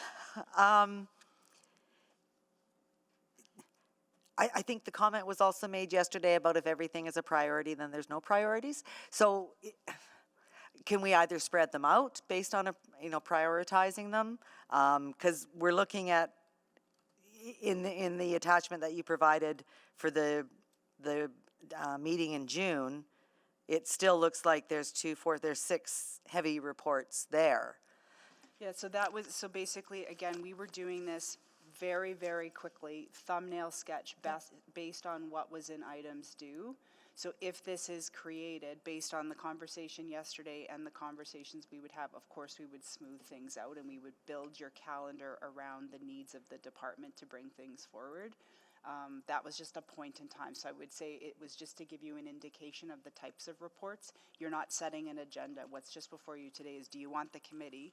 And then we'll go away based on the mandate and figure out what reports need to come forward. But again, there's There are only so many hours in a week that I can schedule your time. Yeah, I mean, and I mean, yes, and I know the question is, do we want the committee? But I think some of these sort of practical applications are needed to be determined. Because if it's just going, it's not really going to reduce any workload, it's just going to spread it out. Workload on administration's hands to prepare the materials, but I can't forecast how long the meetings will take. So I appreciate scheduling is almost easier than predicting the time required, because these would be public meetings. And So I don't know how many speakers we would get. Is it possible? I think when I was on Community and Public Services, we ended up having, in some cases, 2 days of meetings scheduled. Same thing. So, Yep. so the same could happen with executive, that if there is a lot on the plate for one meeting, it could either be held over to the next meeting or a second day. We had already discussed yesterday, looking ahead at your forecast to September 22nd, is it's possible executive committee will need to take some time from the other standing committees in order to complete the number of items. Okay, and then I'm also, I appreciate the extra time being provided for the advisors, but I'm concerned that about potential conflicts of interest from those organizations, you know, that are currently or have been working on city projects. Would you get people stepping up, because then otherwise that might restrict their ability to bid on a project? And I don't suppose that we've talked to anybody in any of these organizations, hey? I would say, given that we haven't got direction from council yet, if there will be a committee, no. But to your point, that would probably be the next step, to see interest. And remember, a lot of these organizations are associations and a collective of individual businesses, companies, right? Well, yeah, and I've gone on, for instance, I've gone to Edmonton Construction Association and looked at their board of directors, and although they have, you know, excellent governance board, yeah, they also do business with the city. Many of their members do, for sure. That's part of what the association represents. Not just the city, but a lot do in the city as well, yes. And then I'm also wondering, would Building Trades Association be, because they aren't, I guess their members, or they would, to pull somebody from that association, they don't have a direct, it wouldn't be a direct conflict of interest, because they're just representing their members who might work for one of these other companies. Yeah, I see what you're saying, and with all of these, with the executive directors and the roles and the individuals in those roles, and some of their boards will be volunteer that are also with companies, so it really depends on the dynamics at play in there, and that's why, you know, the attachment 4 talked about needing to assess that conflict of interest, and their comfort level as boards and associations to come to this forum as well, right? And speak on behalf of their associations and that provide hasn't that been advice. that hasn't been asked of or tested yet either. Okay. So. Okay, thank you very much. My time is up. Okay. All right, Councillor Stevenson. Thank you very much. You know, I really appreciate some of the questions just around governance, delegation of authority. So just so I'm clear, would this committee have greater delegated authority than executive committee currently has? No, we're making an assumption that council's not changing any of the standing committee decisions. Okay, so if these reports went to executive committee would still have that, like, they would have the same authority to pass that without full council as this new committee would. That was my assumption, yeah. Okay, and then we would still, like, the option to requisition to council would still exist as well? Yeah, again, I've made a huge assumption, so correct me if I'm wrong, that all of the standing committee rules apply. Okay. Okay, I think that helps me on that aspect, because I think it's a very important question, but that gives me some comfort there. No further questions at this point. Can you move the, sorry, Councillor Tang, you haven't had a question. Go ahead, please. Yeah, thank you. Just on some of the pieces around like conflict of interest, I think my intent with the part 2 is to open that conversation I will be interested in knowing like some of the industry partners, like their perspective on them. Maybe they don't see value in that, but I want to see that conversation. But like, wondering if perhaps, I don't know if legal could speak to a little bit of addressing some of these interests and like, yeah. Do you see that being addressed through Yeah, I two? think legal would be the best people to speak to potential conflicts. Yeah, I think we would do an assessment, if council decides to move forward with external members, I think we would need to do that assessment, and it would be probably a fairly deep dive, because of all the connections, that sure. some of these groups have. Yeah. And then you feel, because I don't want to be super prescriptive with that part two, but you see that direction through part two? Well, I would take the assumption that when we move forward, if part two passes, that we would include that process as a part of searching out external members. Yes, So I'll can make I- that assumption. Just to clarify, Yeah. this actually tells us to go away and set this up and come back with nominations. Are you wanting, But I guess my intent is like through that process, some of these key concerns should be as part of that conversation. And if the determination from the city, from the stakeholders that there's just no way to resolve this conflict of interest, and that's kind of the deal breaker for an external public member, I feel like then you have the forum to have that conversation and come back with that I read recommendation. what is written here and what you've said is not the same, because based on this, it says that we have to come back with nominations, so I think that would create an expectation out there that this is a decision that's already been made. Okay, because I initially had the wording of, should we include some verbiage around develop the nomination process, including considerations for conflict of interest. But I think in the back and forth, that was not included because that would be part of the discussion. Yeah, we don't need instructions on creating the details within the nomination process. I don't need specified, but the part about providing nominations to council is crystal clear. We're being told to do this. But if you want to just develop a process and delete and provide nominations to council, I'm just thinking it's the minute people think that you're doing this and you're adding people, we'll get phone calls about what the process is and what does this look like. What I think you just described is more exploratory, and that would give legal services time to go and have conversations with IIS and to help us develop a process. So I just want to make sure I'm understanding what's written on paper and what you're saying so that I'm interpreting this correctly. Yeah, I mean, again, I don't want to be overly prescriptive. I think the goal is like, yes, we want to have an external nomination process. It would be ideal to have some of those things, but in the course of setting this up, in the course of city administration talking to industry players and determining if we're going to have a nomination process, how will conflict of interest, for example, be addressed? And turns out there's no mechanism. I don't realistically see the nomination process come to fruition, nor will the nominations come to fruition. And that is, by Q1 2026, like, that could be one of the, you might have, like, I don't know, 3 options, and that might be one of the options is status quo, do nothing. But then we will have done the due diligence to say why.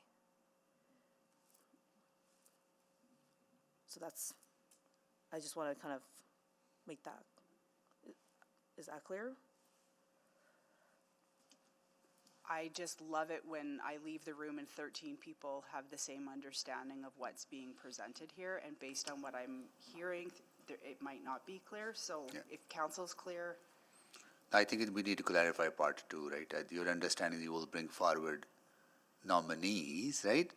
That's what it says, so Right? that's what I'll do. And what Councillor Tang, I think, is the confusion is that it's about bringing forward developing an external nomination process in collaboration with those organizations, right? So maybe if So we there's like delete, 2 parts. like if we delete the last part that provide nominations for council, that could deal with that Or confusion. should that Then, be a third part, part 3?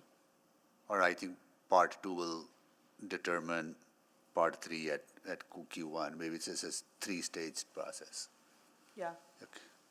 So you be okay with kind of taking that part out, the last part out? Let me think about that. Think about it. Okay, Councillor Salvador? Yeah, thank you. Yeah, maybe just honing on the organizations listed. To Mr. Walbaum, I'm thinking about and just trying to do that assessment. What are some of the opportunities or risks with sort of delegating that external appointment or nominations to external orgs? Just understanding that hasn't necessarily been done. I don't think that's been tested. No, it hasn't been tested, and I think the first check-in would be the interest level of those organizations, because we shouldn't assume that it would be there. Right. I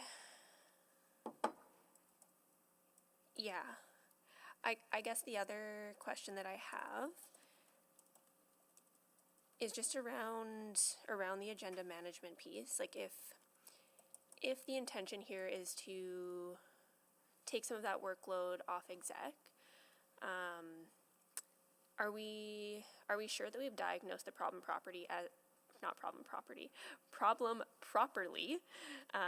as our infrastructure related reports and infrastructure related conversations? Is that where we feel we can sort of take that into a new space, and will that actually achieve the agenda management related concerns that we're looking to remedy? Or is it fair to say that some of the driver behind this is that there is heightened interest in having conversations around infrastructure conversations? And maybe that's to the mover. Sorry, can you repeat that? Yeah, is the driver and purpose behind this truly agenda management? I don't think it's truly agenda management. I think it is, if I recall, the initial mover who moved this, I think it's about having more focused conversation, and I think agenda management could be a secondary benefit, and that kind of piqued my interest on more. And Okay, that's helpful. Yeah, I'll leave it there and listen to colleagues. Thank you. Can you move the second round? I'll move the second round. Okay. Second. Okay, please vote.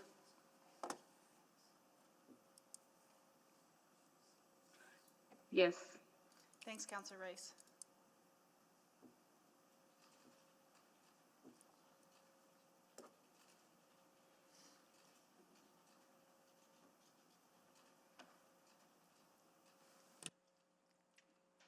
Councillor Paquette. Councillor Hamilton.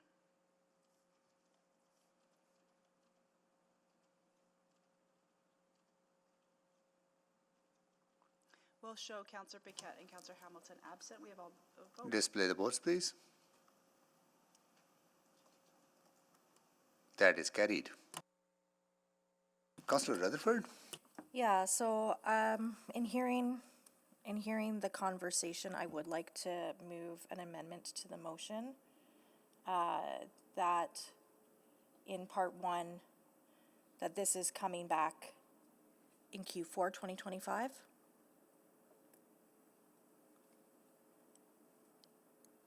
And I would also like to move that in part 2, we strike out, sorry, I can't see the motion right now anywhere, so Just can do a step by step. Let's do the part 1 first. well, then I'll need another turn to, Can you just, I can put it in I can put part 2 in the chat if you give me 2 it's seconds. just, no, it's fine, and then just striking, and provide nominations to council for approval by Q1. So part 1 is amending the date to a due date, and part 2 is removing, Yeah, part 2, I hear from Councillor Tang that's friendly. okay, part 2 is considered friendly Yeah. by the assembly? Yeah, that's what I'm sensing. Any mover think is friendly? Councillor Cardinal says friendly. Anyone else on here that says concerns? So I'm just not- I'm just not moving hearing the part anything. Yeah, 1 yeah. then. I got it. Yeah. Thank you. I need a seconder, though. Second. Okay, can you make the introduction? Yeah, so again, I'm feeling not just a little bit uncomfortable, but like deeply uncomfortable with the rush of a governance piece, and also laying this foundation for future council and not giving them the opportunity to weigh in and overlay their own perspective post-election. You know, we have such great conversations when we door knock, and any candidate that gets elected obviously brings new insights from that election process, and even from ideas that they're the people that were challenging them, even if they didn't get elected, it might have changed their way of thinking or given them some ideas to bring forward. So I just think that slowing this down, when I hear about the focused conversation as a driver, everything in the report that is being proposed to transition to this community, this committee, is already a conversation that we're having. It's just we're having it at executive committee or we're having it at council. So it's not that these conversations aren't already happening in the remainder of this year. I think if we truly want to elevate the conversation, and there's a conversation we're missing that's not in the agenda for now, we've heard from Mr. Walbaum that we can add it. We could give direction in a subsequent today to say this is a conversation around infrastructure that we would like to have, and please bring this back to council to have this conversation, right? If there is truly something that we need to focus a conversation around infrastructure. But I really worry about, this isn't about saying no to this, it's about timing it. There's a lot of details, there's a lot of concern we heard, or, about like, is the industry even interested? Will it preclude them from being able to bid on contracts? What's the conflict of interest? What we have a lot to work through around, what can they give direction on to administration versus what will come to council. I think that there's a lot of nuances in the bylaw that still have to come forward, and I don't feel comfortable rushing it. So that is the justification for the due date change. Thank you. Questions on the amendment?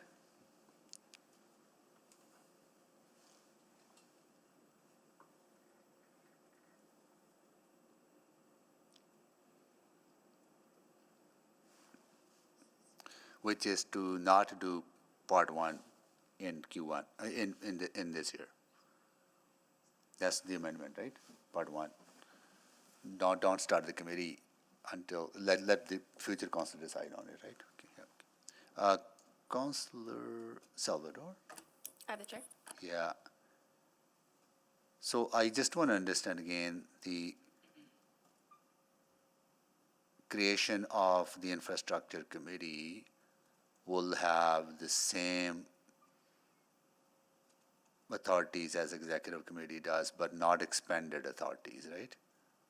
Correct, all the standing, yeah, it would be exactly the same standing It committee. will function like any other committee, and if there's certain delegated authorities to executive committee, they'll be vested in this committee, but if it requires council approval, that must go to council.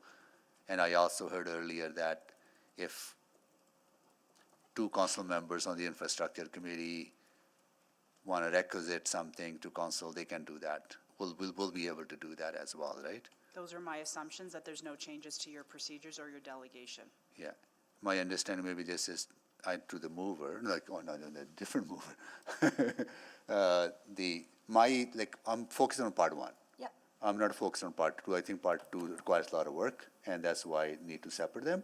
And I will also suggest that we separate that for voting purposes, right? Well, we're just voting on amendment. Right? No, I mean after, if this passes or fails, right? What I'm looking for in the committee is more focused conversation on one of the biggest expenditures is our building infrastructure, maintaining infrastructure, delivering infrastructure, procurement and all that, right? So why would we still have number of months in the mandate? Like, if there's an opportunity for us to start doing that work now, what is your main concern if the authorities are the same as other committees? Yeah, that's the great question. I think just as was kind of a problem we're trying to solve is agenda management of executive committee, even though it's not the primary objective for this term. I think that I've also flagged some other concerns about already we've said it's a really important priority, zero-based budgeting, whether I agree with it or not. That was the collective decision of the whole for zero-based budgeting, and we're going to have a report coming back, and it's going to talk about what we can achieve in this term, and it's going to require more work from this council and from administration. And so which of those important conversations do we actually want to prioritize in the remainder of the very finite amount of time that we have left? And I think they're both really important conversations, and I think I highlighted it before. Infrastructure moves a lot slower than, at the end of the day, it moves a lot slower than our operating budget. And so if there is a sense of urgency on one, I think for me, I would lean towards the zero-based budgeting and prioritizing our time. And that's where I'm coming from. And we're not seeing that full picture right now because we haven't had that report. Okay, thanks. Councillor Paquette?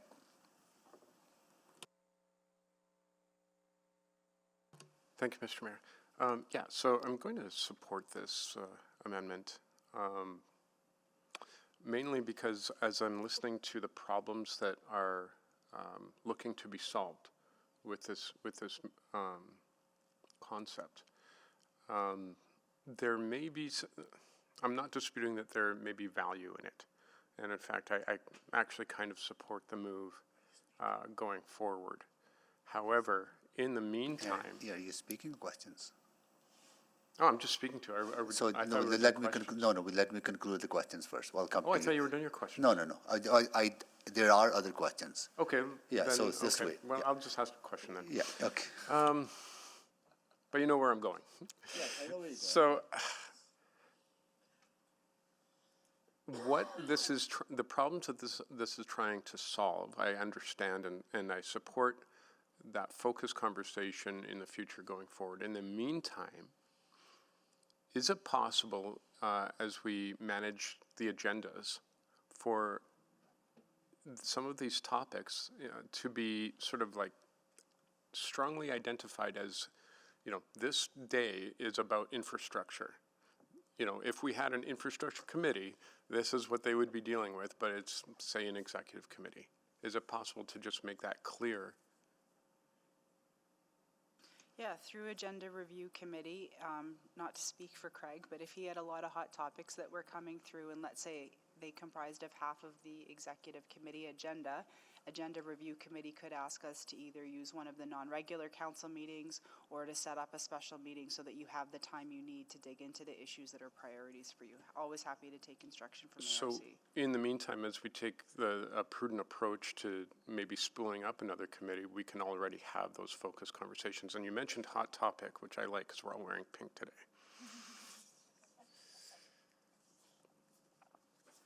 Sorry, my question probably got lost in the second part. And so the question was, so we can have these focused conversations as we spool up sort of that concept of an extra committee, but I guess I will, I'll just leave it at that because I think that we've got the mechanisms in place if we deliberately use them. Okay, thank you. Councillor Knack? Thanks, Mayor Sohi. I think I'm overthinking this. Because I feel, I hear the caution, and I like the idea of the committee not starting until after the election. But this means there isn't any hearing that council can have conversations about infrastructure and put motions on the floor for all that. What we wouldn't be doing then, if this motion or if this amendment is passed, correct me if I'm wrong, is we wouldn't even be talking about any type of formation of the committee. We wouldn't be able to have a bylaw conversation because you couldn't bring those amendments until the fourth quarter. So I guess what I'm wondering about is there an in-between? Is that can we ask you to go and create bylaw amendments to form a committee, come back to a meeting, March, April, May, I don't care what the time is, and then at that point, council, upon debating and discussing the makeup of those amendments, could give direction that the committee doesn't start until Q4. So that was what Councillor Tang's original amendment was. Okay, was to go and do a bunch of stuff. Yeah. So the way I read it is if you tell me to draft a bylaw, Yeah. that doesn't mean you've made any decisions because until it gets 3 readings, it doesn't matter. What the amendment on the floor is, you're right. I'll go do that work, but then I'm going to sit on it until after the next council. So essentially, if I want to do what I just said, then we stick with Councillor Tang's original motion to say, so we're not saying we're starting the committee. You can't start a committee, Until sorry, until you have a obviously, bylaw. yeah. But I'm hearing the intent, it wasn't to start the committee until that point under the original motion. Not But to I speak hear to the- different perspectives and not I to see hear different this- reactions. So Okay. not to hear, not Yeah. to speak for the mover, Yeah, but if I'm told to come back in March with a bylaw, which was what my understanding is, nowhere in there does it say, oh, but you're gonna sit on it and it's not gonna come into effect until after the election. Nobody said that to me, so. Okay. The way I draft a bylaw with law is it comes back and it comes into effect right away. okay, so then to be clear, right now, so that isn't the intermediate option. Right now, if this gets defeated, if this amendment gets defeated, and the original motion passes, you're assuming a committee's going to start before the end of this term. I will draft a bylaw that presents that option to council. Council will ultimately decide, but we could, but I guess then my out loud question, and this is probably, I'm guessing it's more rhetorical, is if I wanted to wait to 2020, to Q4 to start the committee, I could still do that work and then give direction upon when you come back with bylaw amendments. Council could give direction to say, here's the committee, yes, this is good, don't start it until here. That needs to be included in the bylaw. But that's not, you don't have that clarity yet, you're suggesting. The clarity that I understand from part one of the motion as originally presented is I would come back with a bylaw that includes a start date of when that is signed. Okay, all right, thank you. Okay, Councillor Cartmel? Thank you. So, as I understand the motion sits before this amendment, there's a need to also develop an external nomination process. So there's the bylaw amendments that have to be crafted and the process. I'm wondering if that's something that could reasonably be done before March anyway.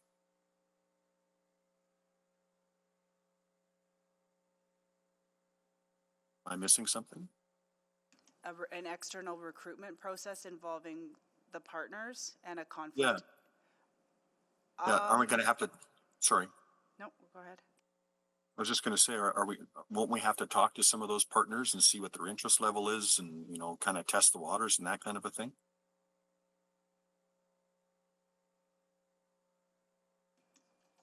I can't guarantee that I can do that all before the end of March. But I'll look for legal and IAS to help us out with this because this process doesn't exist. Well, so that's all I'm really getting at is that, and sorry to cut you off, Ms. Plouffe, but if this amendment doesn't pass, practicality might say that it's going to take until June or so to do this work anyway. So, if it takes until, I'm just picking a date, the end of June to sort of set the thing up and have the bylaw changes ready for presentation, there can't be more than a meeting or two for council to consider that. So it becomes, for all intents and purposes, something that happens after the election. But a lot of the consideration of the startup work and the some of the research, what have you, can be done through the next few months so that we have all of that in front of us to make that decision. Is that fair? So Councillor Cartmel, I think it depends what you're asking for. So if we can probably develop a very high level plan by the end of March, but in terms of what are the things we need to consider, but any form of a deep dive of talking to partners, that kind of thing would take some time. That's my perspective. And then assessing, of course, the conflict of interest and those kinds of things. Well, I share that perspective too. I mean, a PEGA is different than the Consulting Engineers of Alberta, which is different than the Construction Association of Alberta versus the Construction Association of Edmonton. So I think there's some teasing out there that's going to take, some time. And I appreciate the apprehension of rushing into this, but I feel like there's a middle ground where we can do the legwork without making a final decision and take the next few months to do that legwork. So not prohibiting the start of the work until Q4, but not driving the work to be done by the end of March. That feels to me like there's something in the middle that we could get to. Don't you think? Maybe that's all I have to say. Thank you. Was that a question to the mover or no? It could be. Sure. the mover's asking a question to the speaker about a question. I think that you're onto something there. I think that part two, whether this passes or fails, this amendment on the floor right now, part two work, if it passes, would proceed. So we would get a lot of insights into part one based on those initial conversations, which is why I don't want to rush.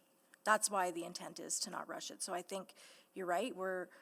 I think for me, this Q4 does create a little bit more comfort to be able to really flush out some of those things. And as I mentioned before, give more context, whether it's some of us sitting here or not.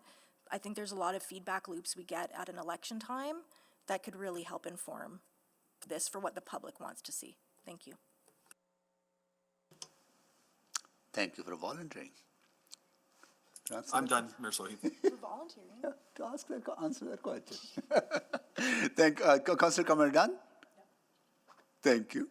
Councillor Wright, then Councillor Jans. Okay, so I guess to the mover, if we're looking to put this off until the new council is elected, why don't we just leave this decision up to the council, the new council? I think you've hit on a good point. I think this is the middle ground.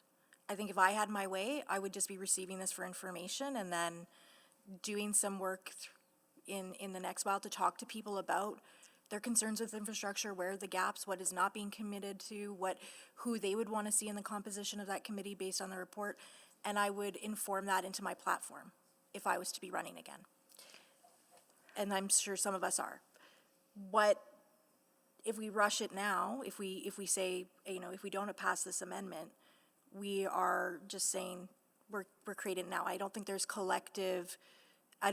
a majority that will say just receive for information. That's the message I got from my council colleagues. And I see in a sense the value of having a conversation on this committee, and I don't want to just end that conversation prematurely either or have to re-resurrect it. So to me, this is the middle ground.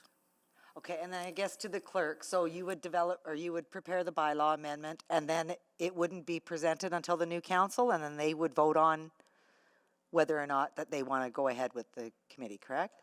Yeah, if this amendment passes, we would obviously do the work to draft the bylaw. Again, drafting the bylaw is not the hard part. Right. It's the implementation and the conversations that would be required as to part two. But if this amendment passes and then the amended motion passes, I would probably see this coming back, I'm guessing, March or December 2025. Because elections on October 20th, you'll have your inaugural meeting and then you won't even be sitting, the next council won't even be sitting till second or third week in November. And in the interim, if we want to have that independent outside expertise provide input on these other reports that are coming forward to executive committee, they are more than anybody from any of these associations are welcome to attend the executive meeting, right? Yeah, the members of the public are always welcome to register to speak to any items, and it's up to committee if they're heard. Okay, so this doesn't commit a new council to anything, but it gets the ball rolling. Okay. Okay, that's all I have. Thank you. Thank you. Councillor Jans. Just to speak to it. Just to speak to it. Okay. Okay. All right. Okay, that's it. To speak to the amendment. Councillor Paquette has already spoken on this, right? So anyone else to speak? Okay, Councillor Jans, you want to speak to this? Sure. I think we're overthinking this. I think we can get the committee going, start meeting, start adding external members as we go. These things can happen concurrently. We can figure this out. I think we're already. We had a great discussion last time. This feels a bit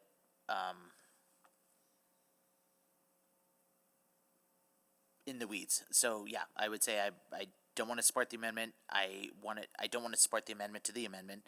I think Councillor Tang has a sensible process forward. I think we can do it, and I think, as always, like every other governance process we have, if it's not working, we can tweak, adjust, and change. Thank you.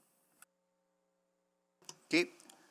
Councillor Salvador, can you take the chair, please? The chair. And I agree with Councillor Jans. We are overcomplicating this.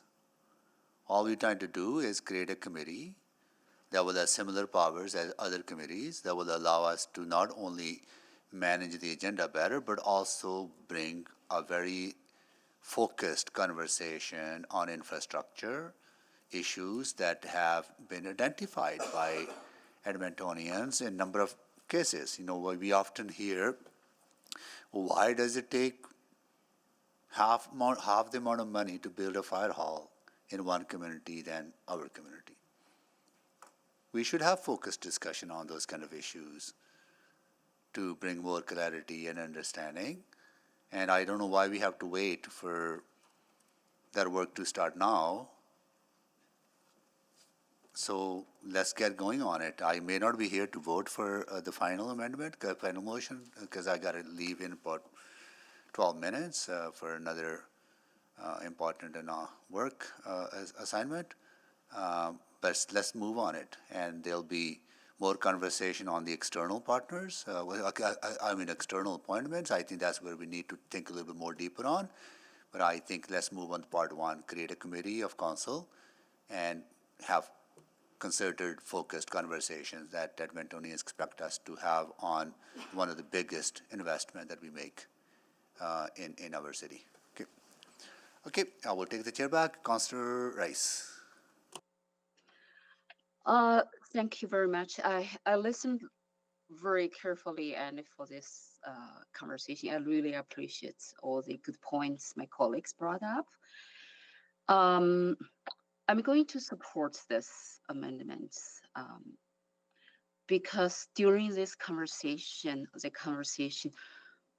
from what I heard from the people I represented during past, like in February, I had 4 different occasions, community engagement and conversations. I think the key point here is what is our Edmontonians wants at this moment for this council for the rest of the month.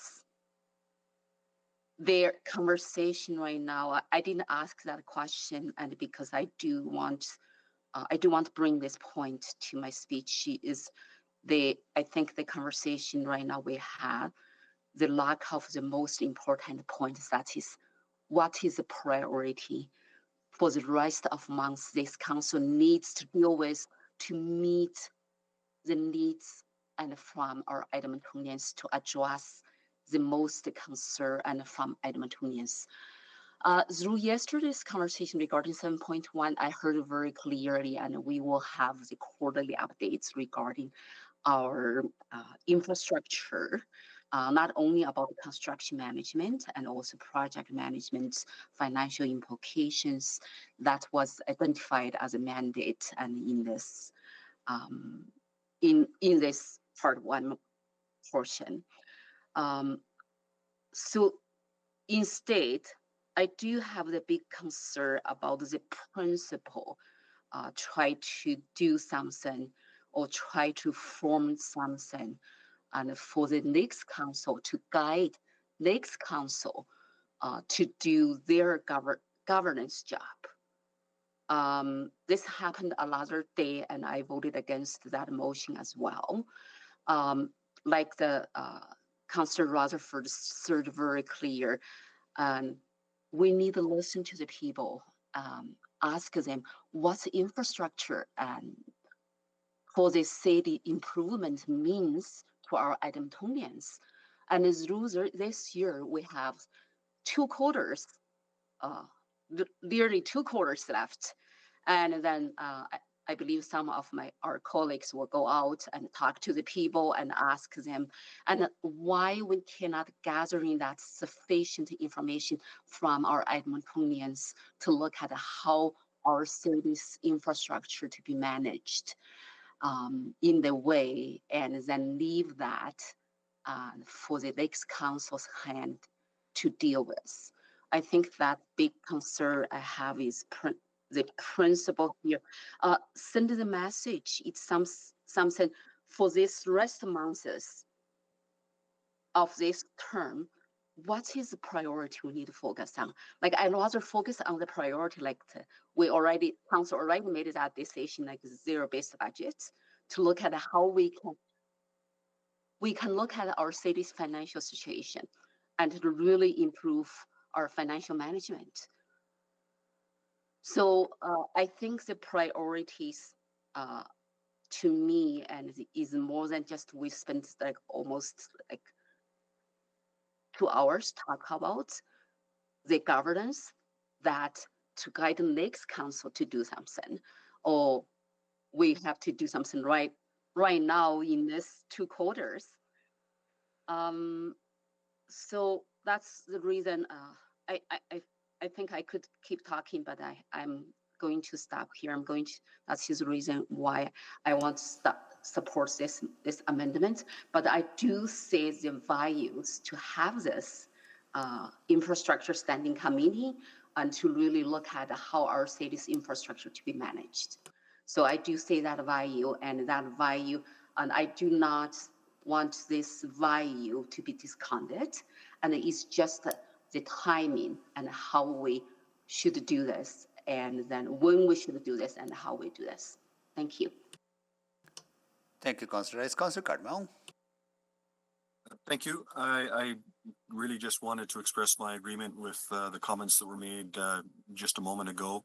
I won't support this amendment. I do think that we can have administration go away and do the homework that is listed in the motion, come back to us and allow us to understand a little bit better how the mandate and the makeup and the recruitment of the committee would work, and have those bylaw amendments at our fingertips to enact. And at that point, we can decide when they go active. We can have the conversation about knowing exactly what we're talking about, whether something should be activated, relatively immediately, or if it should be put off until the next council. So I'm going to not support the amendment. Thank you. Thank you, Councillor Cardinal. Councillor Rutherford to close. Yeah, thank you. Thank you for the great debate. And I think the fact that we've spent so much time on this, I don't agree with the piece around overthinking. I think sometimes oversimplification is a big governance risk. And this is a question of governance. This is exactly what we are here to do, to be governors. So I think it is an important conversation that the time and the effort and the diversity of perspectives around this table are shoring up are an important piece of governance conversation. So I respectfully disagree with that. I think it's also not waiting. It's not pushing it down the path. We have had significant, I don't have the number at my fingertips. I wish I'd asked my assistant to get that, of how many conversations in this term we've had about infrastructure. How many more conversations we're going to have about infrastructure before the end of this term. And like I mentioned, we have the mechanisms that if there's a conversation that we're gapping on that we want to have, we have administration willing to have that conversation, and the mechanisms in which already are in place to do that. The motion, if this motion does not pass, we are giving very explicit direction on very explicit composition of a committee. And yes, while we can still say delay it until the next council, we are precluding and making that decision on the composition, if there's external members, if there's not external members, if the mayor is the chair. There's a lot of details in that original motion that I think we are precluding for that council, and I don't think that's fair from a governance perspective. As I mentioned before, this is middle ground. If I had my ideal situation, we would be receiving this for information, putting it in our back pocket for a future conversation. Not that it's not important, it's just that I'm also acutely aware, and I think I've said it before, about this council loves to make motions. And there's a point when we've had like a bit of motion sickness. Creating another committee is just giving more opportunities to create more motions. And I have talked to many, many, many members of administration that are working overtime to fill out and write reports for this council. And I've never mentioned that before, but I think it's worth mentioning now. That the reality is that we have hit a saturation point with the capacity of our administration on what we are asking them to generate. Maybe not IAS. Mr. Walbaum said that there is room for them to bring back some elevated conversations. But, you know, just the other day at the public hearing, we asked administration to go away and do a report on the creation of a shared use path in the River Valley this week, right? So I can only imagine the random motions that would come out of a committee, right? And so the delegated authority of that committee is also very integral to governance. And so please, I urge you to consider the fact that this isn't saying no to a committee. It's not saying this isn't a good idea. It's not saying we shouldn't do this and focus and get more of a targeted focus on infrastructure going forward. It's saying, is now the time to do that? Or do we already have our priorities set for the rest of this term? And so we can get this ball rolling. We can have those important conversations as part of part 2.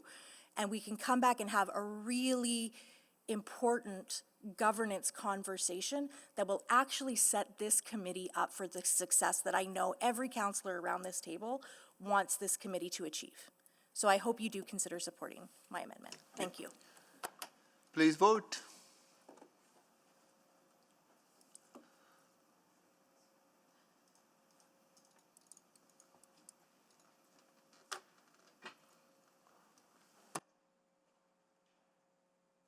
Just waiting for 2 votes.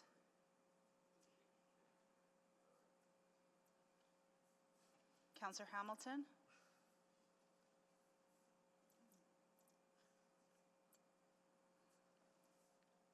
Councillor Hamilton? We have all the votes. Display the votes, please.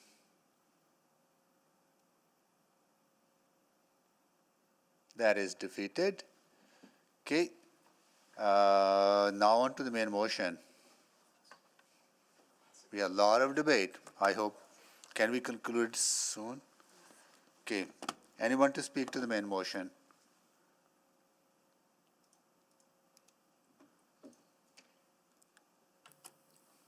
Councillor Sorry. Paquette.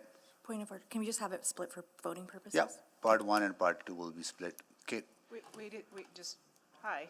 Hi. So if part 1 fails, what am I doing with part 2? But then you're not doing nothing with part 2. Then part 2 must fail too, right? So part 1 is attached to part 2, but part 2 is different process, right? That's why voting purposes. Then it can't be split, if by virtue of it.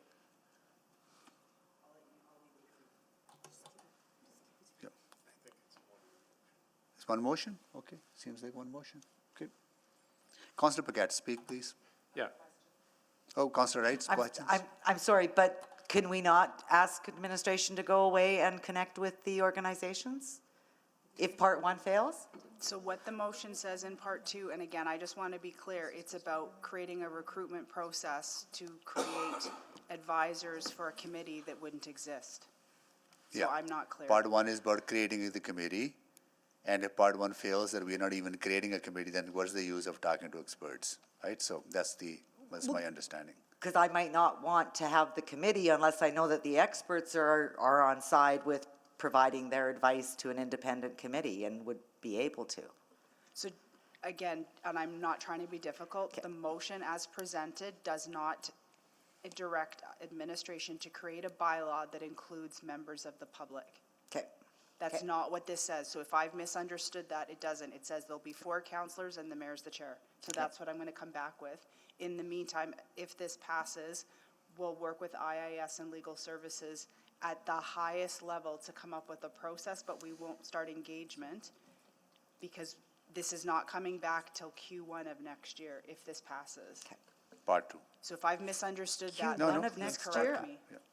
Part two. Oh, part two, okay. Sorry, point of order. I'll Yes. just- I'm looking at the motion in eScribe, and we had agreed that the provide nominations to council approval in part two was a friendly amendment to remove that. That's correct. So it's still showing up in eScribe. I'm not sure what version you're looking at, but we'll make sure that it's changed. I know you can't see it on the screen. It might be the record that we have because it was originally stated like that, but 100% it was a friendly amendment and it is. Okay, just want to double check that. No, Thank you. 100%, but thank you for checking. Okay, Councillor Paquette to speak. Yeah, thanks. So generally, when we make a motion, it's because there are problems that we want to solve. And I am unsure what problems are being solved through this motion. Now, some people say, well, we can have a dedicated conversation. Well, we can do that anyway, and we do that all the time. So, in fact, it might even be more powerful to have a dedicated conversation advertised in advance and saying, this is the day we're talking about these issues. The other thing is, well, maybe there's a clarification process that can happen through this. Well, not to put too fine a point on it, but if we don't know why building a fire station in Edmonton through our policies might be more than one in rural areas, we should probably go back to the books a little bit or ask administration about some of those policies that we make and what the long-term benefits are, which I think we've had the conversation before. Or if we think 5 bridges are going to close down all at once and gridlock downtown, well, maybe we should, do we need a special committee to learn that, or do we double check on something that sounds patently absurd? So we already have all of these discussions that would happen in this committee in other committees. And so when I'm looking at what problem we are looking to solve, is the juice worth the squeeze here? And for me, the answer is no. I'm supportive of the concept of better communication. Is this going to get us there? Maybe. I can't read the future, but it seems to me that if the goal was better communication, we would just do better communication. So I do appreciate the thought behind this. I do appreciate the desire of other people to support this. And I can see the arguments for. I just don't feel that the arguments for outweigh what we already have in process. And while this conversation does, this is one of those in the weeds conversations, I do actually agree. But sometimes those are important conversations because I think that when we make a move like this, it is very much a wonky conversation. And committees should not just be spooled up for the sake of spooling them up. It's a lot of work, a lot of expense. And again, a committee needs to solve a problem that is specific to that community. So we've got urban planning, we've got community public services, we've got utility, we've got exec, audit, all of the things. So maybe it makes sense on one level, like, oh, we'll just throw in another one. But again, it just comes down to focus and clarity and actually understanding the details of the job and reading reports and then being honest to the public. Because if this is driven by some serious errors in judgment in communicating to the public, which have not been called out, which should be called out, which are code of conduct offenses, then maybe that's the issue, and we should talk about that issue, and the fact that our code of conduct process doesn't actually hold people accountable, but it gives them a platform in which to spew more disinformation, which is why it's not being used, frankly. And if I sound upset, it's because I am. I am actually offended. As a representative of people, as someone who has a responsibility to people, when there is purposeful, misleading information put out into the public, and if that's what this is trying to solve, I get it, but it's maybe not the mechanism.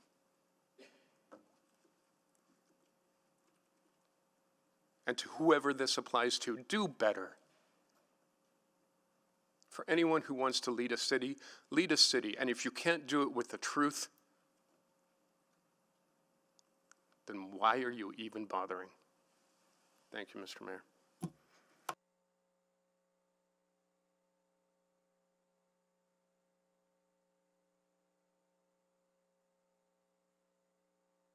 I am sorry, Councillor Paquette, but I don't want to prolong this, but I would, as chair, must note that we should not be making, I'm careful what I'm going to say, right? I think comments assuming what others might be thinking. So I just. Well, if I was talking about anyone in particular, I would. Yeah, I know, that's why I'm careful. But what I'm not. Okay. Now, if someone feels it's particular to them, that's not actually my concern. Yeah, okay, that's fine. Okay, Councillor Rutherford, go ahead. I don't know how I follow that. I'm not going to take too much time.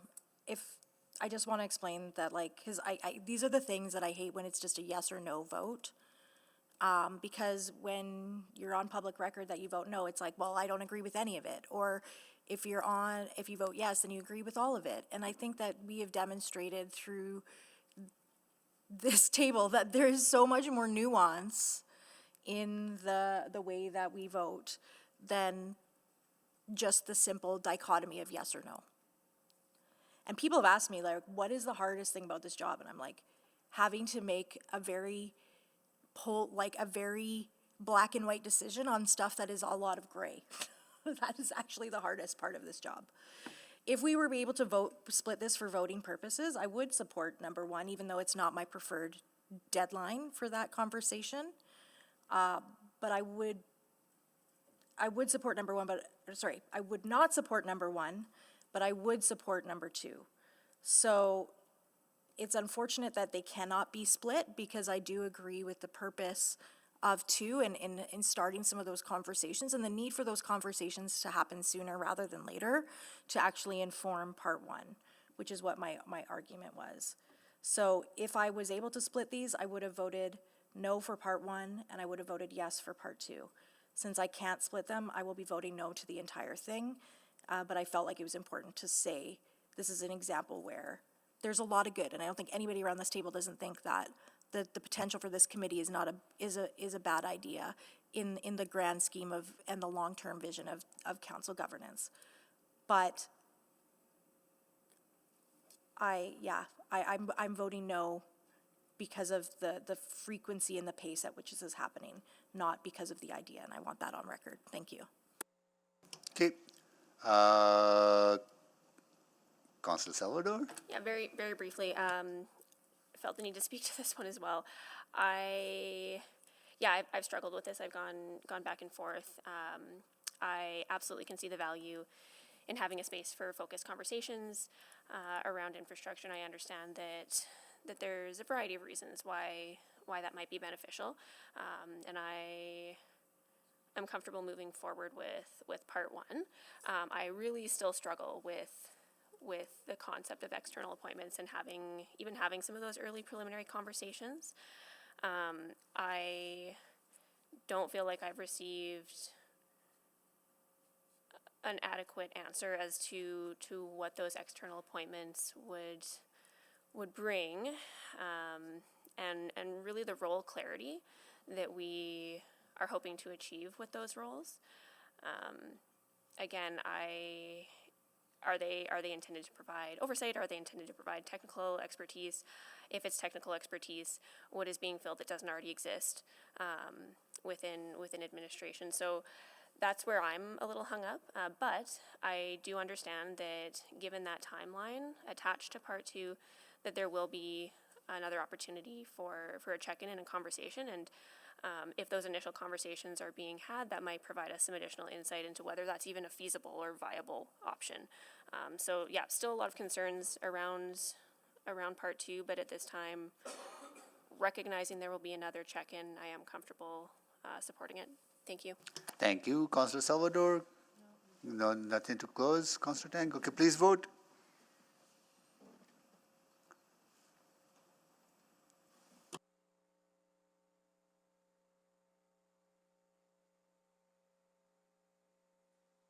Yes, Madam Clerk. Thanks, Councillor Hamilton. We've got your vote. We have all the votes.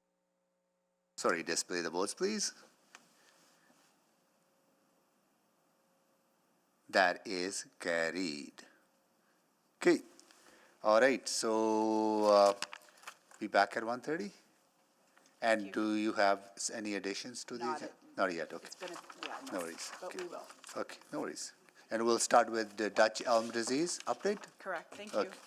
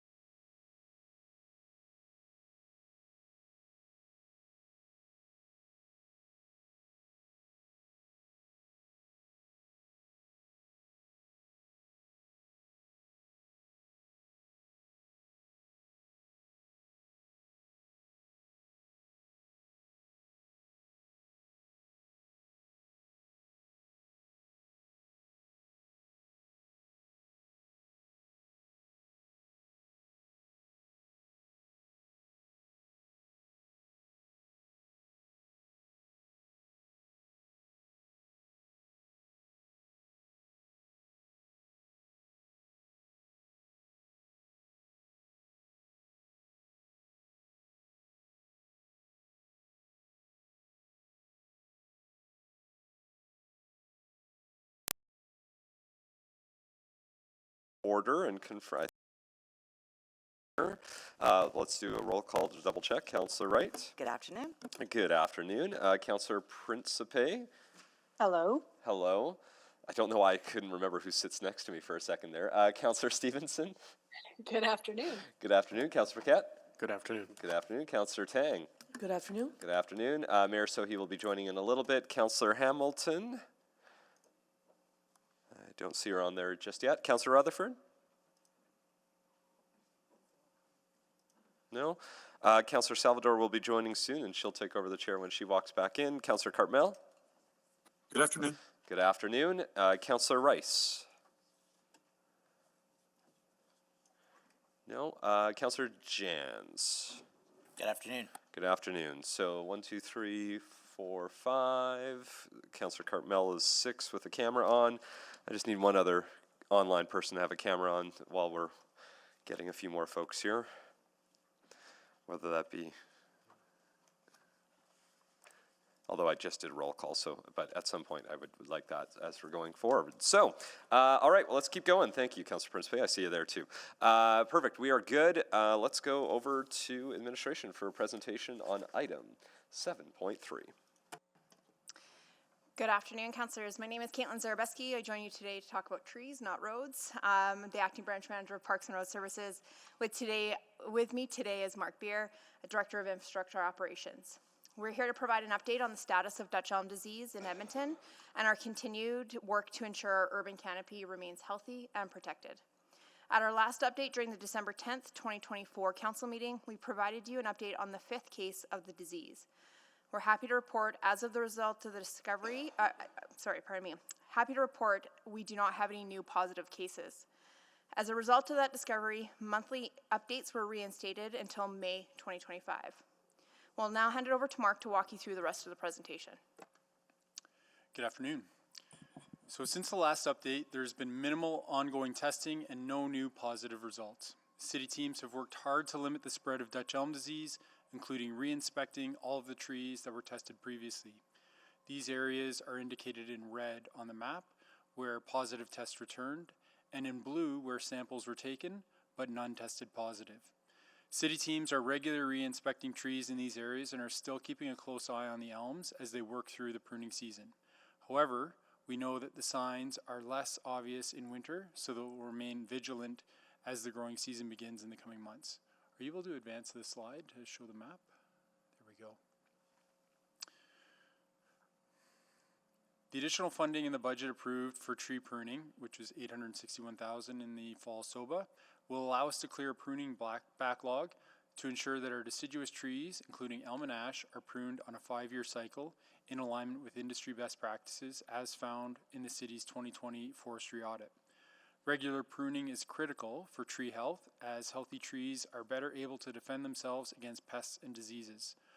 Regular pruning also enables early detection of disease, so this funding goes a long way to support the safety and health of our urban canopy. Since elm pruning season began on October 1st, crews have pruned 830 out of 1,218 boulevard and park elms in the protocol zone, so this is nearly 70%. Crews will have this project completed by the end of March.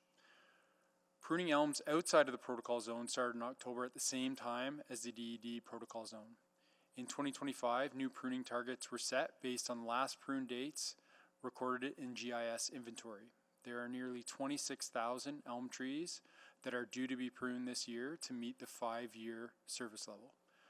Both in-house crews and contractors will prune elm trees until the end of March and start up again in October. Next slide. The picture on this slide shows an infected elm twig. The staining is symptomatic of a tree that we would potentially have tested. We've not yet discovered any additional cases of Dutch elm disease since the discovery of the 5th tree in late October. To date, we've completed visual inspections on more than 56,000 elm trees citywide on both public and private property. Throughout 2025, we plan to inspect all elm trees in the city, numbering over 141,000. We've been working with the Provincial Plant Pathology Lab to refine a protocol for winter sampling to see if Dutch elm disease can be identified during the dormant season. Since detection of symptoms at this time of year is difficult, We do not expect to be doing a lot of sampling, but this is another tool to potentially catch and remove infected trees as early as possible. So far, staff have only identified one tree growing near the original confirmed case that required testing due to visibly dead branches. The tree was sampled and did not come back positive. However, we're going to continue to monitor it, as we do with all the elms that have shown potential signs of disease. Next slide. So as mentioned on the previous slide, a total of 141,006 elm trees will be inspected in 2025. Trees in the protocol zone will be inspected every 3 weeks. Trees in the adjacent neighborhoods will be inspected every month. That will lead to an overall plan of 189,267 inspections, meaning that some trees will receive multiple inspections. And please note that neighborhoods within the protocol zone in the following wards, Innernick, Dene, Métis, O'Daymon, and Testawiniwak will receive additional inspections due to their proximity to the location of the previous positive cases. All elm trees within the city of Edmonton will be inspected in 2025. So in closing, here's a summary of our ongoing work. Through 2025, the team will continue to undertake a number of activities to limit the spread of Dutch elm disease. Through both broad, public, and targeted communications, we will keep residents informed about the city's work and how they can help support these efforts. We have a project manager who is overseeing the Dutch elm disease treatment plan, planned for Q2 this year. This treatment plan, which uses a preventative fungicide injection, will focus on the 1 kilometer zone around the location of the previous positive trees. Arborist crews are projected to prune all city-owned and maintained elm trees within the protocol zone by the end of March.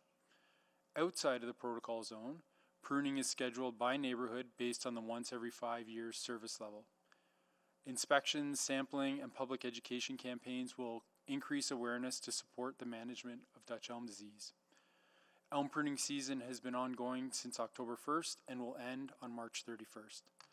The best time to prune elm trees, or trees in general, is when they're dormant during the cold winter months, which limits the ability of the disease to spread.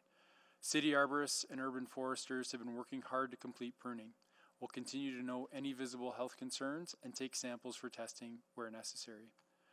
Assessments for symptoms of the disease across the city will ramp up in the spring when the majority of the symptoms become more obvious again. We're continuing our work with the Canadian Food Inspection Agency to refine our planning, enhance testing, and response protocols for the future. Our communications team continues to collaborate with CFIA to ensure consistency in messaging and leveraging their expertise. We prepared our communications plan for 2025, and as we continue to share information and reminders with Edmontonians, encouraging them to learn more and help protect our urban canopy. Since our first citywide communication on September 3rd, there have been 155 inquiries to 311 about Dutch elm disease. Messaging will continue to focus on the burn it where you buy it for firewood, as well as proper pruning and disposal at the Edmonton Waste Management Center. So far, Waste has accepted approximately 250 tons of material, with nearly 24 tons coming directly from residents. City crews continue to leave informative door hangers, like the one on the slide here, at homes where we've sampled for the disease or where there are privately owned elm trees identified on the property. And we continue to update edmonton.ca/dutchelm as the primary source for information for the public. We'll continue to share information through the PAR's weekly council update email and inform the public of any significant changes. This concludes the presentation, and we'll take any questions you have at this time. Great, thank you so much for the presentation. We'll now go to questions. This was selected by Councillor Tang. Go ahead. I think I shared the wording in the chat with colleagues, but at this point, I'll move that administration cease providing verbal updates on Dutch elm disease as of the February 25th, 2025 City Council meeting and provide an update by memo to City Council no later than May 31st, 2025. Second. Please feel free to introduce. Sure, yeah. Well, thank you very much for the presentation, and just very briefly on this particular motion. at the request of administration, and also given that administration has a robust action plan that is actively monitoring Dutch elm disease within the protocol zone and is taking immediate actions to ensure this remains an isolated incident. And over the winter months and since the last update, as we've heard, there hasn't been further positive cases, so that the ongoing monitoring and inspections, including the winter pruning in the protocol zone and other planned elm pruning citywide, is proving effective. At this point, I think seizing the verbal update, but then starting to convert that towards a written update for May will allow administration to evaluate the trees as they come out of dormancy and provide an update on what has been observed, allow staff to start inspection and lean to the action plan, and allows all of us to receive the update in writing, which I think will be helpful. Great. Thank you, Councillor Tang. So we have a motion on the floor. Any questions? Just one question. Yeah, go ahead. I thought that was pretty thorough, very great. I was curious, you said 151 questions, 2 3-on-1. How does this compare to like the previous period? Are you seeing the interest like steady? Is it waning? Is from interest from the public, I mean? So the interest from public since the identification of the first positive case has gone up exponentially. So, and it's specific to questions around Dutch elm, what folks can do, where they can take any pruning offcuts. So we're still seeing that positive trend of people being invested in what they can do to preserve the canopy, but also what's best for the elm trees on their property. Great, thank you. Councillor Hamilton? Speak. Anyone else on for questions? Not seeing anyone. Please feel free to sign up to speak. Councillor Hamilton, go ahead. Thank you. I appreciate where the mover's going with this from a practical perspective, but I'm not going to support it, and I'm not going to support it because I think that this is something. I think last time we discussed not getting updates, there was immediately an update, sort of like 2 days later, but also this is something I think that is so important to Edmontonians. It's so important to the livability of our city, that at the risk of having nothing to report, I would rather have space where we can get reports, because I think it is really important for council at this moment to stay on top of it.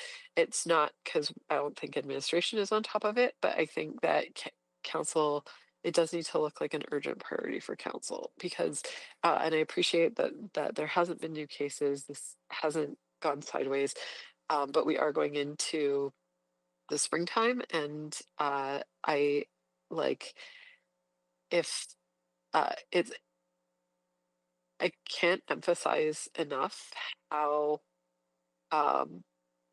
devastating I think it would be if this problem continued to grow. So staying on top of it, I think, shows some fiduciary responsibility, and I think it helps council demonstrate that we take this issue really important. Like we take it very seriously, and it is a priority for us as well. So thank you. Thank you. Councillor Tang to close. Yeah, I appreciate those comments. I think in the past we've heard about the challenge with Dutch elm disease wiping out the entire elm canopy, say in those cities like Winnipeg. Recently, I was in Fredericton for the Sustainability Communities Conference and talking to the forestry teams there, and they've had pretty devastating impact from Dutch elm as well, wiping out significant canopy there, and they've really, turned towards diversifying tree species, et cetera. But it remains a very recent memory, and I don't think this motion necessarily takes away the seriousness of the issue. Something not just the city, but kind of around the country, people are very much taking seriously. I think just even on the last item, we've heard not loads, but we've heard a ton about workload. I think I'm taking this direction currently from administration, who have demonstrated that they have a very robust plan to to be urgent on it, they have a pretty massive inventory to test, so that, you know, I feel like we will continue to stay on top of it. I don't think this motion takes away from any of that. Not only will we now have something in writing that we can react to, you know, it doesn't take away from the opportunity for another item at council. I think that opportunity is still there. And on top of that, there's not just this memo in May, there's still gonna be the weekly Parks and Roads memo to council as well. So I think there's ton of opportunity and touch point on this topic, and I don't think this motion necessarily takes away from that, but it will give the flexibility for staff to be a bit more nimble and responsive to what they're observing. But I certainly thought of, you know, I don't want what happened last time happen again, but I still think this creates the opportunity for us to respond accordingly to this very you know, important issue that can potentially have devastating impact. That's it. Thank you. Thank you. Please vote. Councillor Principe is no. Thanks, Councillor Principe. Councillor Stevenson is yes. Thanks, Councillor Stevenson. Councillor Rice is no. Thanks, Councillor Rice. We have all the votes. Display the vote. That is defeated. Okay.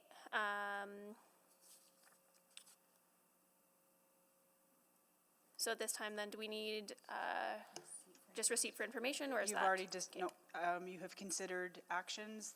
Council has made a decision. That's Great. your item concluded. Excellent, thank you.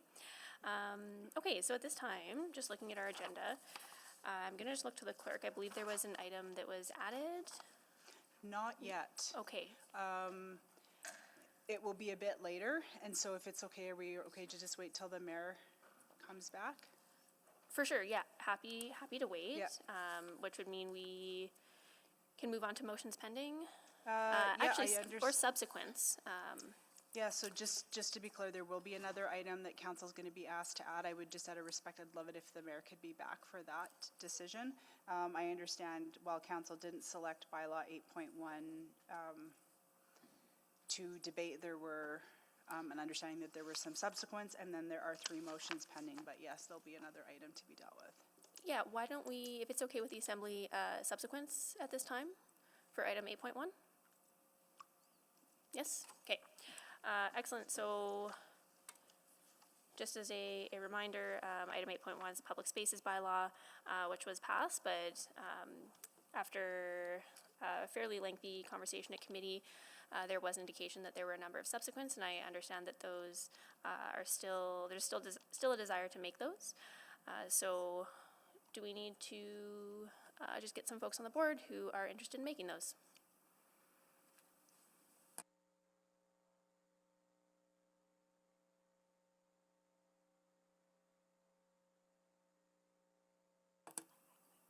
Okay, you know what? Actually, I'm also just getting an indication that it sounds like there might be a subsequent from the mayor where there's also interest. And I believe he won't be back for about half an hour. So, you know, why don't we get through Councillor Stevenson? I believe you have one. I think there's potentially 1 or 2 others, and hopefully the mayor will be back at that time. All right, Councillor Stevenson, please go ahead. Yes, thank you very much. I'd like to move that administration work with mutual aid organizations focused on harm reduction to identify existing or develop and deliver a new module of training for peace officers interacting with individuals who are using drugs in public spaces, and return to council with information on the funding required to resource this initiative. Second. Thank you. So we have a motion on the floor. Councillor Stevenson, would you like to introduce? Yeah, thank you. You know, I really appreciate the challenges and complexities with this bylaw. I'm really looking forward to some of the other subsequents that are coming forward, because I think fundamentally what it comes down to is, you know, the bylaw exists as a written document, but it's truly how it's implemented that will impact these really critical issues that have been identified throughout the conversations on this work. My motion is really focused on ensuring that our peace officers are equipped to manage interactions in the best way possible. And I truly think there's a wealth of insight and expertise within individuals who are working in mutual aid societies, both those with lived experience and also those who advocate and support those who are using or have used drugs. I've had the honor and privilege of meeting with these groups and individuals and just gained so much insight into their perspectives and their perspectives on how this can be managed.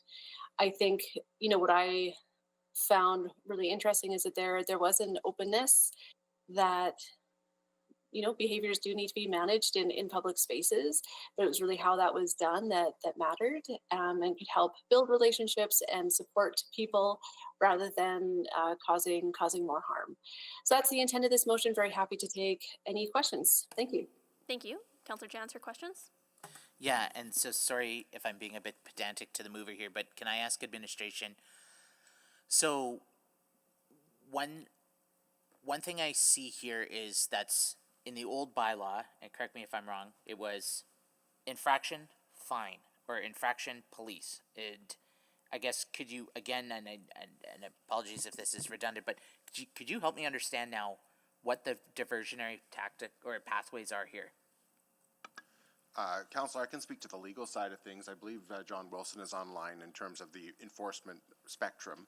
But in terms of what we have in the bylaw, there's a direction to stop when it comes to drug use, which is an alternative where the enforcement officer would see the drug use occurring, provide a direction to stop, which is essentially sort of a first step or a warning.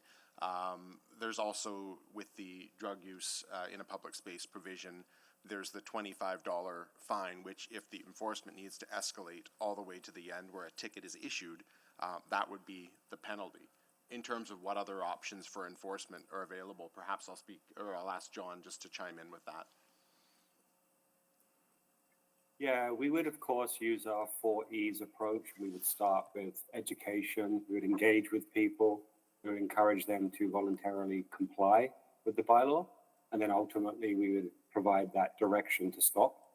If the activity is not stopped, we then have the opportunity to proceed to a ticket. However, as with many of our interactions with people from the vulnerable sector, we also have the opportunity and have the facility to actually refer people to services available to help. This is most often seen with our COT team on transit, or with our encampment response team, who are supported by help. So this is a standard part of our process. So what was different today than last week? Like last week, was there not could you not give a direction to stop? Not in the sense of a codified in the bylaw. There would be a general enforcement technique that you could engage if someone was offending the bylaw, which would only be in those transit spaces as opposed to in any public space. But what we've codified in the bylaw is this direction to stop, which allows a formal engagement to take place as opposed to just using the enforcement spectrum generally, and maybe in some cases not even being able to have grounds to engage. So, and I recall something about a standard procedure though, where tickets are an option, but tickets are not mandatory. Is that correct? Tickets are never mandatory. Tickets are, as John stated, the last step in the enforcement spectrum. And our hope, I think, and I speak for John as well, would be that we never need to get to that point where it's someone who's using drugs in a transit or a public space. So prior to the passage of this bylaw, if I was on the LRT, I'm smoking a cigarette, and the TPO comes up to me and says, "What are you doing? You're not allowed to smoke a cigarette." Prior to the passage of this bylaw, I could ignore them and wait for EPS to arrive? In a transit space, because that was already captured in the previous bylaw, you could ignore that person or the enforcement officer, but the enforcement officer would then proceed to write a ticket. If it was in a pedway that was not a transit space, though, yes, you could just ignore that bylaw officer or peace officer, they'd have to call EPS, and then EPS would come into the mix. Okay. And sorry, I'm sorry to the mover if I'm burning all of your time here, but is a direction to stop, is that like a written sanction? Does that go on your permanent record? Is that something like you would see this person has already had 25 notices to stop, now we're escalating to ticket? Like how are we going to track that?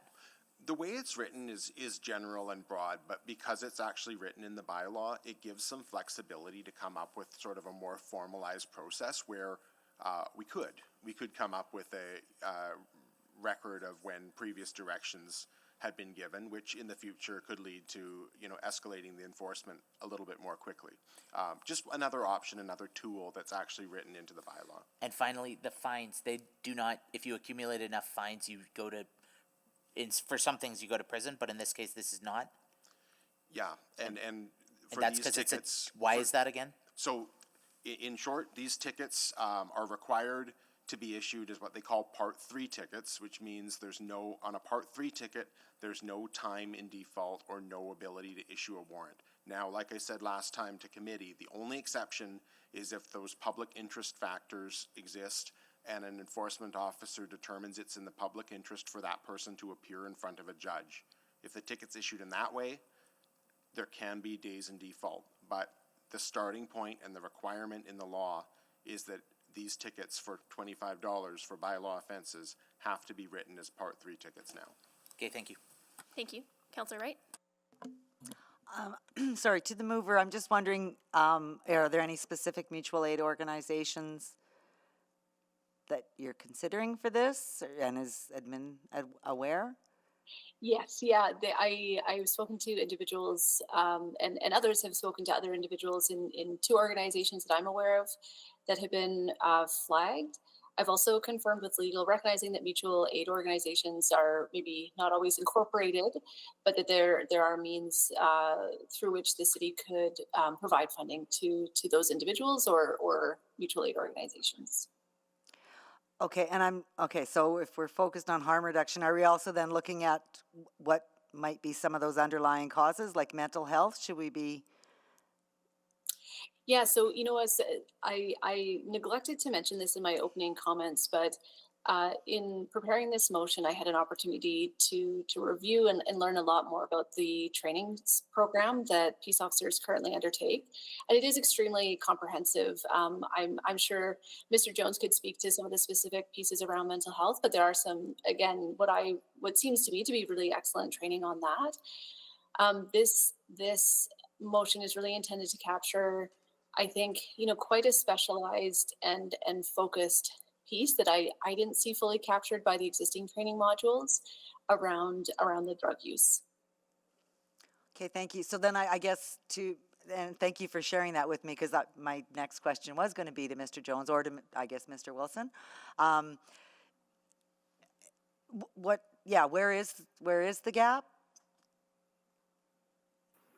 Currently, our peace officers take 2 training courses related to drug use. The first one is so that they can administer Narcan. And that, of course, is done frequently. I think last year we had 376 times that we administered Narcan. And then the second course that touches on signs and symptoms of substance use would be in the first aid training that our officers take. So those are the 2 areas where we touch upon the use of substances that would, cause people to maybe react to our interactions in an unexpected or unpredictable way. Okay, and then so what would you see coming out of this as being, I guess, to fill in the gap? Like, do you see that there is a gap, or do you think what your training is sufficient? Well, I think if the desire is for peace officers to play an enhanced role in terms of connecting people with additional services, then I could see some benefit in being able to recognize when people might need a particular kind of service and then being able to bridge that. However, I should caution that, these are peace officers we're talking about. They're not trained or mandated to actually provide those kinds of services or other medical services beyond first aid and Narcan administration. So there's a little bit of a caution there in terms of what's within their mandate and what is stepping outside of their mandate. But I could see some benefit in assisting officers in making good referrals. Okay, and so what, I guess, if they see it outside of their mandate now, what would be their next steps that they would do? Oh, they would contact the right agency. So whether that's AHS or whether it's 211 for crisis diversion, whether it's the help team. So they have a range of options to actually connect other service providers. And that would be based on their observations and their experiences. I mean, the more information people have, I think the better off they are to be able to manage and deal with this. But I'm just wondering if it is beyond the scope or, like you said, the mandate of the peace officers' work. I'll think on this. Thank you. Thank you. Councillor Principe. Thank you, Chair Salvador. I do have a question to administration. Is this direction that you need from council, or is this something like who determines what the peace officers are learning? Does that come from the city? Is it provincial? How does that work? Yeah, it comes from a variety of sources, Councillor. Like the peace officer program comes with certain mandatory training requirements, such as the induction program and various other recertifications for PPCT and other skills that need to be refreshed anywhere from 1 to 3 years. In total, peace officers currently have 59 mandatory and task-specific training.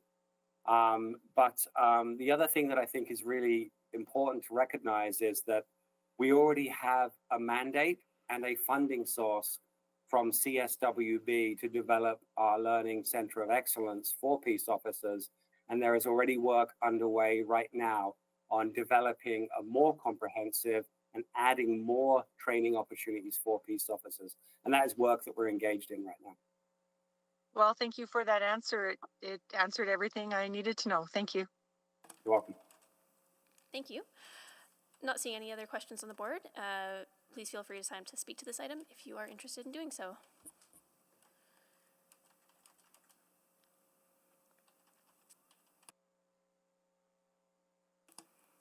If not, Councillor Tang, speak. Yeah, just quickly, thank you very much to the mover for putting this forward. I think at the beginning of the term, I had a lot of interest in how city frontline workers can better intersect with folks and community workers outside of the city, especially as we're all working towards a common goal of ensuring safety and well-being of some of the most vulnerable community members in Edmonton. One of the gaps I saw was that, there's a lot of boots on the ground, but not all boots are uniform boots. And the gap I saw was that often those boots don't really intersect with each other.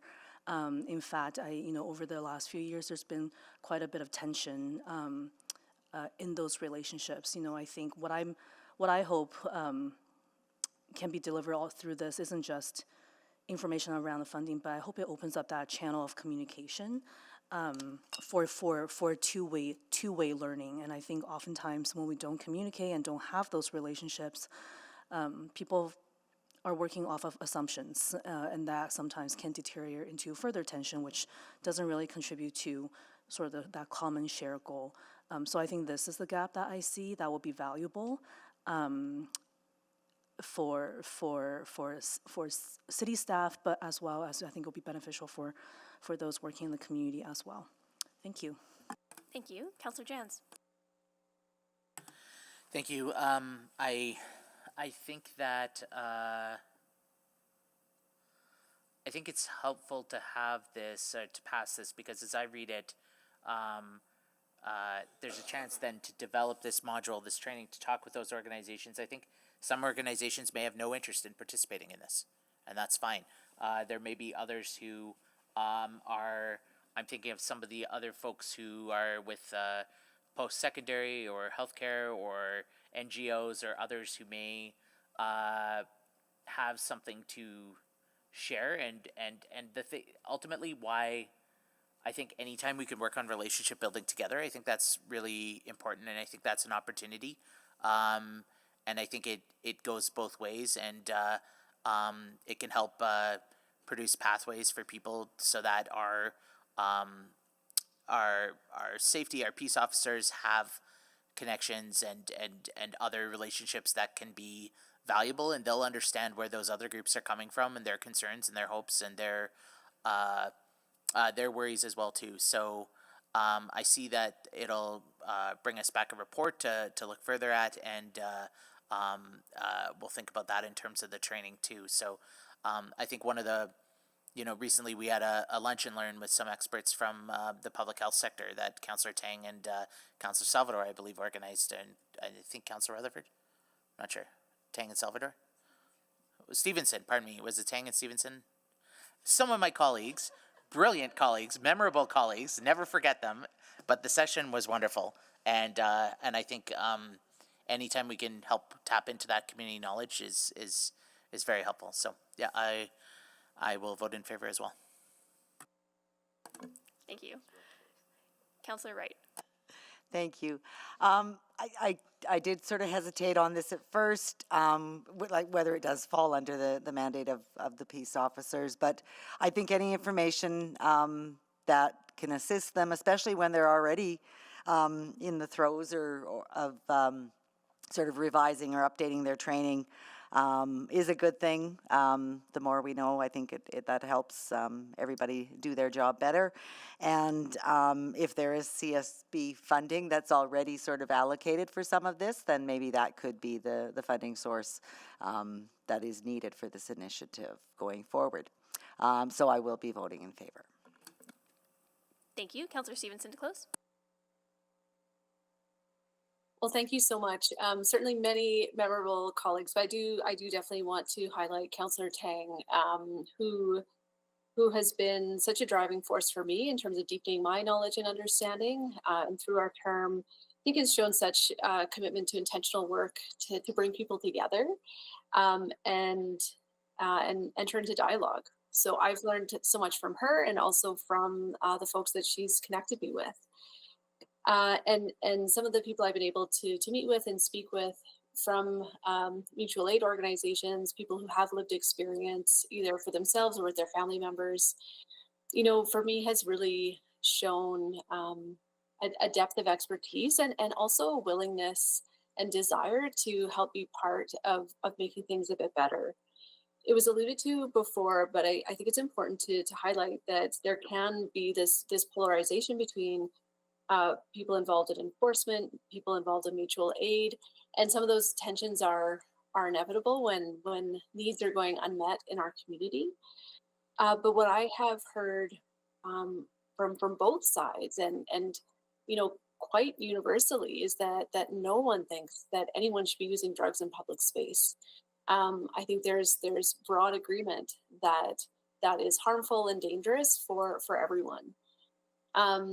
I think where the tensions emerge is in the absence of some of the solutions, the healthcare solutions that we know work. There's a tension about what to do in the meantime. So what I think that this training provides the opportunity for is yes, to develop some materials and some ways to approach folks, ways to interact well on in the moment. I also think it's a great opportunity to strengthen those relationships and bring some people into rooms together for discussion, for dialogue, and for exchange. And I think what I hope we're able to build on is a large field of common ground that doesn't always seem apparent, and there are many good reasons why some may not see it, but I think is there. And by building on that, I think we strengthen our community and safety for everyone. So I appreciate administration taking this on. I think, as mentioned before, I was really impressed at the work on the training that's already done. I'm really excited that that's continuing to evolve as well. And for me, this is maybe just a last piece that really helps to fully complement the work that's happening. So thank you to my colleagues, again, to Councillor Tang in particular, and Councillor Salvador did also support this work as well, and appreciate the comments today. Thank you.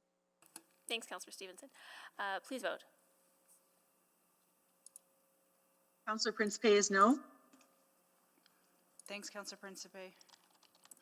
Councillor Rice is no. Thanks, Councillor Rice.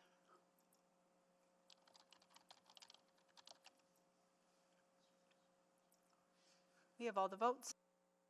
Display the vote.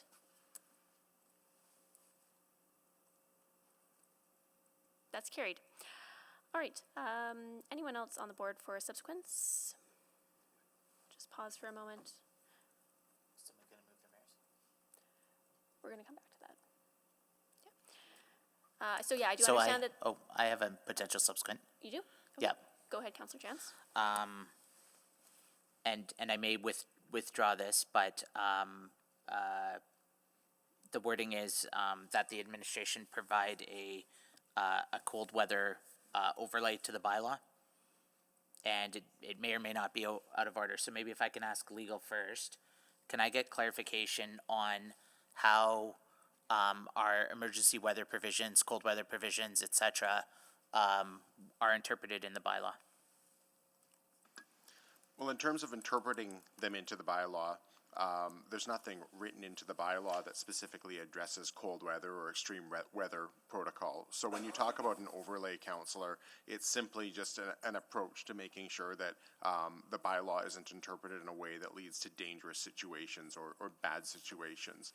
That work is done primarily, though, through enabling work, like providing warming buses, providing alternate spaces. It's not necessarily a way that the bylaw, is suspended or anything of that nature. So when you talk about your motion of an overlay, it's not necessarily something that would be codified into the bylaw as much as some of the work that Jennifer Flaman and her teams that are working in her department would administer. I've heard. Apologies, just to jump in for a sec, Councillor Dan, did you have the wording of a motion that you wanted to put on? Did I miss that? Yeah, that the administration provide a cold. Did you get a seconder on that? Oh, pardon me. Sorry, I don't even know what it is. So yeah, why don't we do you start have the with wording? that? If you could put it in the chat, that would be helpful. Sure. And Councillor Nackwood second. You already said yes. Yeah, that the admin.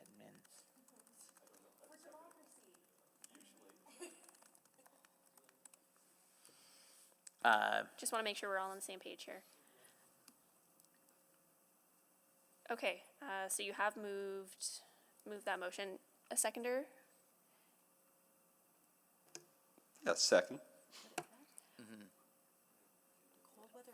Oh, okay. Like, so just to pause for a second, folks. So we do have a motion on the floor with a seconder. I'm just reading the wording. Councillor Jans, would you like to introduce? I understand you do have questions Yes, for administration, but yes. please take a moment to introduce. Yes, what I was looking for, as I said previously, is this may be out of order. It may be redundant, and I'm open to withdrawing it if that's the case. But what I wanted was to get clarity from administration, because I've already heard miscommunication from folks about how this bylaw would lead to an elimination of some of our other policies around cold weather provisions, winter sheltering, even some of our other encampment provisions, etc. So that's what I'm trying to get established here. And if it's the case that's not so and it's out of order, I'd happily withdraw it. Okay, I appreciate the introduction. Please proceed. I know you were right in the middle of questions of admin. Yeah. That might help with clarifying. So sorry, does that make sense? I've been hearing that this bylaw invalidates some of the other compassionate interventions that the city has. Could administration clarify the hierarchy of bylaw, regulation, etc.? How will this be interpreted? Are we going to see a -20 and people turned out into the cold? Yeah, and so I'm going to start, and then I'm going to turn it over to Jennifer here. In terms of the way the bylaw is drafted, it's the starting point, but that doesn't mean it's the ending point. And what I mean by that is that if there is the extreme weather protocol is activated, or if the weather is just simply cold, there's going to be steps taken to make sure that these dangerous situations don't arise, or that people aren't thrown out into the cold. Now, in terms of the overlay, you use the term overlay. That's not necessarily something that exists as a legal concept per se, but it's more, as I stated, the way that we apply the bylaw, but also apply some of the things that I'll perhaps ask Jennifer to speak to. Yeah, thank you. I do appreciate the opportunity just to clarify this so that there's no confusion. Our extreme weather protocol is dictated by the weather. So when it is -20 for 3 consecutive days, including wind chill, and we triangulate with a number of resources in order to determine that, what that then activates is an additional winter shelter bus, in addition to the 2 that are already active, regardless of temperature, November 1 to March 31. It also then activates 50 additional emergency shelter spaces at Al Rashid Mosque. That is what our extreme weather protocol does. It has nothing to do with what is written in that bylaw. So does that require like a suspension of law by administration or something, or how does that work? Legally, there is the provision in the bylaw that allows for enforcement to be deferred, or the city manager, so administration, to determine enforcement protocols. But practically speaking, it's really discretion or standard operating procedures to ensure that these sort of situations don't happen in the first place. It's beyond just a bylaw. The bylaw is, as I said, the foundation, but it's really the application of the bylaw, standard operating procedures, and perhaps most importantly, alternate arrangements like other warm places where these folks have an opportunity to go, or warming buses for that matter. Yeah, so, and I'm sorry, I may need to come back for a second round. Where is it stated in the bylaw that there's sort of discretionary power given for these types of like needs? I'm just going to pull up the specific attachment here. There is a broad delegation of discretion in Section 6 that talks about how, Section 6K talks about how city managers, so administration, can prescribe practices to determine the allocation of resources, including the discretion to defer enforcement or any enforcement protocols. So that's what's written in, but beyond that, there's the simple legal enforcement discretion, which always exists to fundamentally do the right thing. And just looking at your time here, Councillor Jans, did you get the clarification that you needed? I'd appreciate a second round if possible. So moved. Second. Please vote on a second round. Yes. Thanks, Mayor Sohi. Councillor Principe is yes. Thanks, Councillor Principe. We're just sending the vote out now.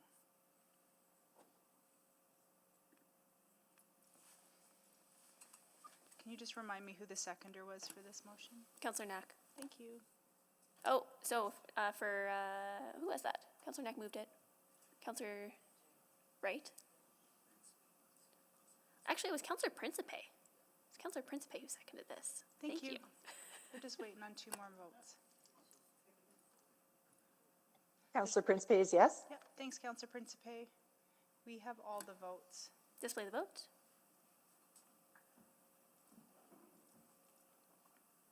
It's carried. Go ahead, Councillor Jans.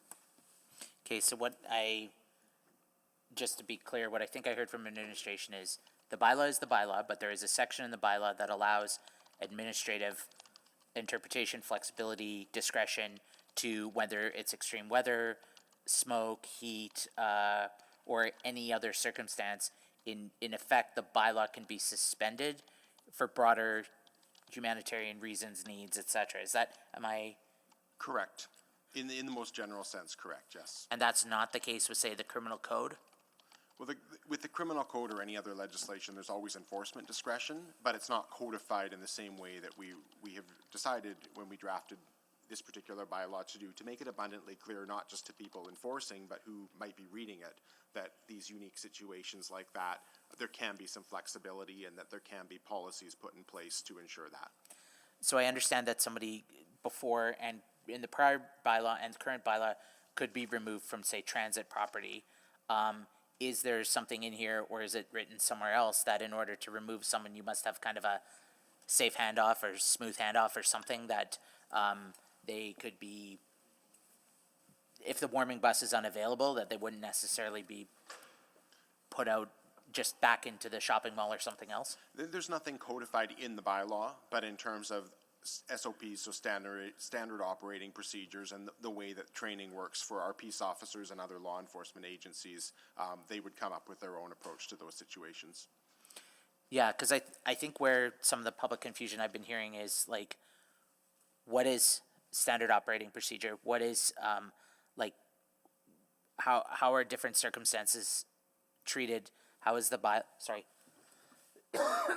excuse me, how is the bylaw directing certain things and not others? And I'm just wondering, is there a way that we could provide kind of more clarity, not just to the public, but like to transit operators and everyone else, what how the bylaw will be enacted, I guess. Perhaps I'll turn that to John Wilson, just because he's more involved with SOPs and enforcement practices. Yeah, thanks, Michael. Yeah, so our SOPs always contain that reference and that expectation around the exercise of discretionary judgment. So when our peace officers interact with people in non-compliance situations, obviously they look to gain voluntary compliance through education, encouragement, all the things we talked about before. But ultimately, they also consider the bigger picture. They consider the holistic circumstances at play in any given situation. And that's why we see our bylaw enforcement officers so rarely going to that last 4E of enforcement where they issue tickets, and rather handling almost all situations, or the vast majority of situations, through either education or referral to other services. So the examples I would champion here are the work that we do with our COT team, the work that we do in conjunction with the help team from EPS with our encampment response, and how we always look to connect people with the services that we think are best suited to meet their needs. And Councillor Jans, if you're asking about a communication plan for how people will know what the bylaw really says, that is in the works. So we have an effect date for mid-May to allow for that communication plan to roll out to inform Edmontonians and those who work with the bylaw to understand how it will be applied and what it means. Yeah, like I'm thinking of an example in my ward where there's a transit center and a shopping mall and a neighborhood, and the last thing the neighborhood wants is us to enact a bylaw that kicks people out of transit into the neighborhood, and the neighborhood doesn't want that, but then the mall also doesn't want that, where we're just kind of moving people around without some broader way to support folks and obviously keeping all parties involved safety in mind. Well, I will say to the chair then, I think I'm going to withdraw the motion, and I think with further conversation we might have some refinement. But thank you for indulging me. Thank you. Is there support for withdrawal? No objection to the withdrawal? All right, good. Before we carry on, I want to welcome some wonderful little ones. Not little ones, actually. 5 to 6 class from Hardesty School visiting us with their teacher, Mr. M. Astwiska. Oh, hi. How are you? Nice to see you. I couldn't see you because of the light from the back, right? So I know that too. I feel that way sometimes, right? Cool. Nice to see you guys. How's everyone doing? Are you having fun?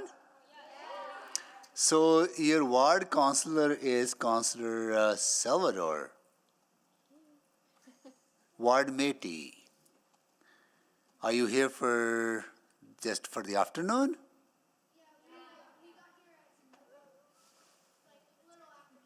Little after 12. And it is 2:25. Okay. What have you done for the last 2.5 hours at City Hall?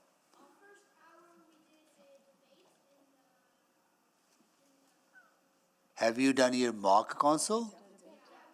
Oh, you did your debate. Okay. Okay, just hold on. Who's your class mayor? Kayleen, can you come down to the podium? Come on, don't be shy.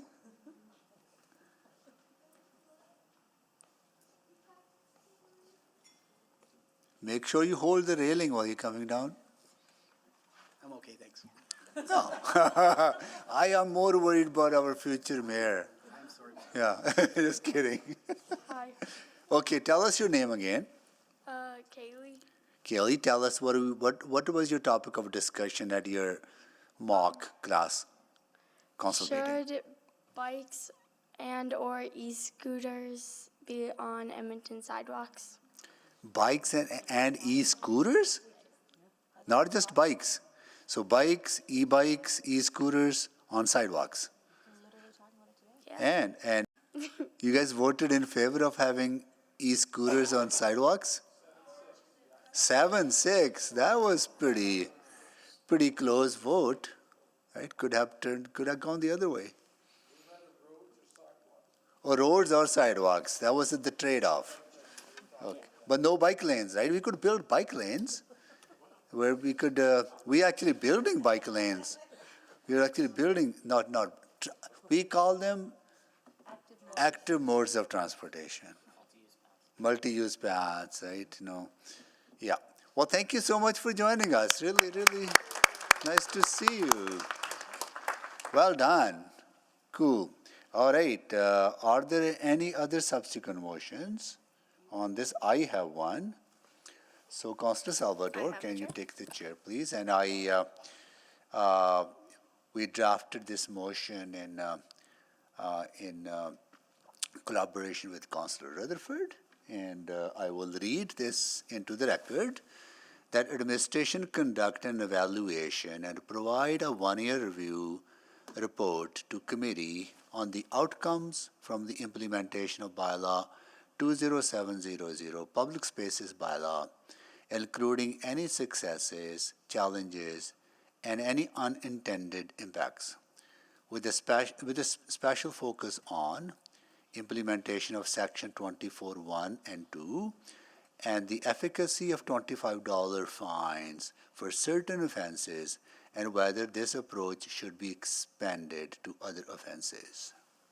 Second. Great. Moved by Mayor Sohi, seconded by Councillor Rutherford. We have a motion on the floor. Would you like to introduce? Yes.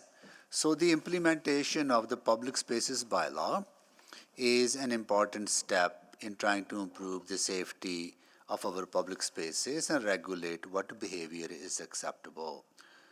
Administration has worked hard to try to balance the need to set expectations for behavior without negatively impacting our most vulnerable members of our community. The only way to know whether we have struck the right balance is through reporting and evaluation. During administration's presentation, they showed that only a very small number of interactions actually resulted in a ticket. And I think it is important to monitor if this trend continues. We also need to be transparent with the public about whether or not this bylaw has unintended consequences for our most vulnerable community members. The implementation of these very reduced fines is a very interesting policy innovation, but I think we still need to assess whether it is effective. If it is effective, we should consider options in expanding it to other offenses that are disproportionately connected to people who are unhoused. And this reporting mechanism allows council to understand and be transparent on the impacts of these our decision, as well as to adjust as needed. Great. Any questions?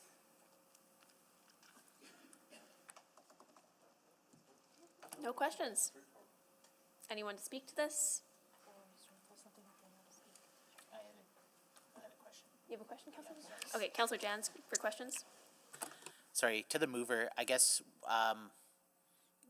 what are you, because a year is a long time, I guess, what are you hoping to see? Like, are we gonna have a chance before then, if already on a quarterly basis or something we notice there's trending direction, or are there other reporting channels built in that you would contemplate here? I think we have combined all our bylaws into one now, right? And we have made some changes that I think, first of all, overall evaluation effectiveness of the bylaw is important that we monitor that. I don't know if 3-month time frame will give us enough data to actually monitor it, and so we need to give it about a year, with the recognition that we have heard concerns from community members about the unintended consequences. So it's a balance about what kind of behavior we accept and expect in public spaces, and how do we balance that with the needs of everyone, including those who are, in vulnerable positions and are outside in the public spaces, pushed into those public spaces by their conditions.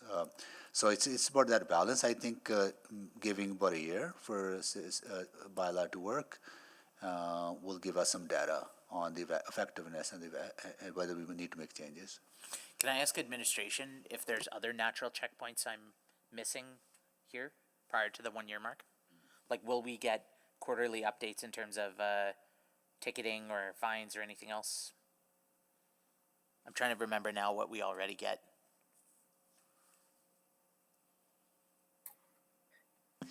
I'll have to get back to you. I know that we do provide quarterly updates on peace officer stats, but I need to refresh my memory, but we can get back to you with that information. I can't remember. And would this apply to anyone who is giving a fine in Edmonton under the bylaw? So that would include both municipal peace officers as well as potentially Edmonton Police Service members, should they be giving a bylaw fine as well too? They would have the authority to do so. What information they would be able to contribute, I think we would certainly reach out and see what willingness they would be willing to provide information to us on.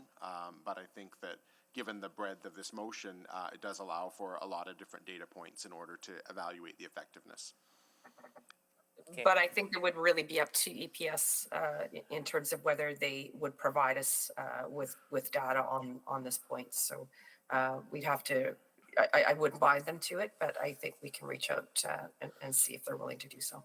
Yeah, but just to be clear, an Edmonton Police Service member can still issue a ticket under municipal bylaw. Correct.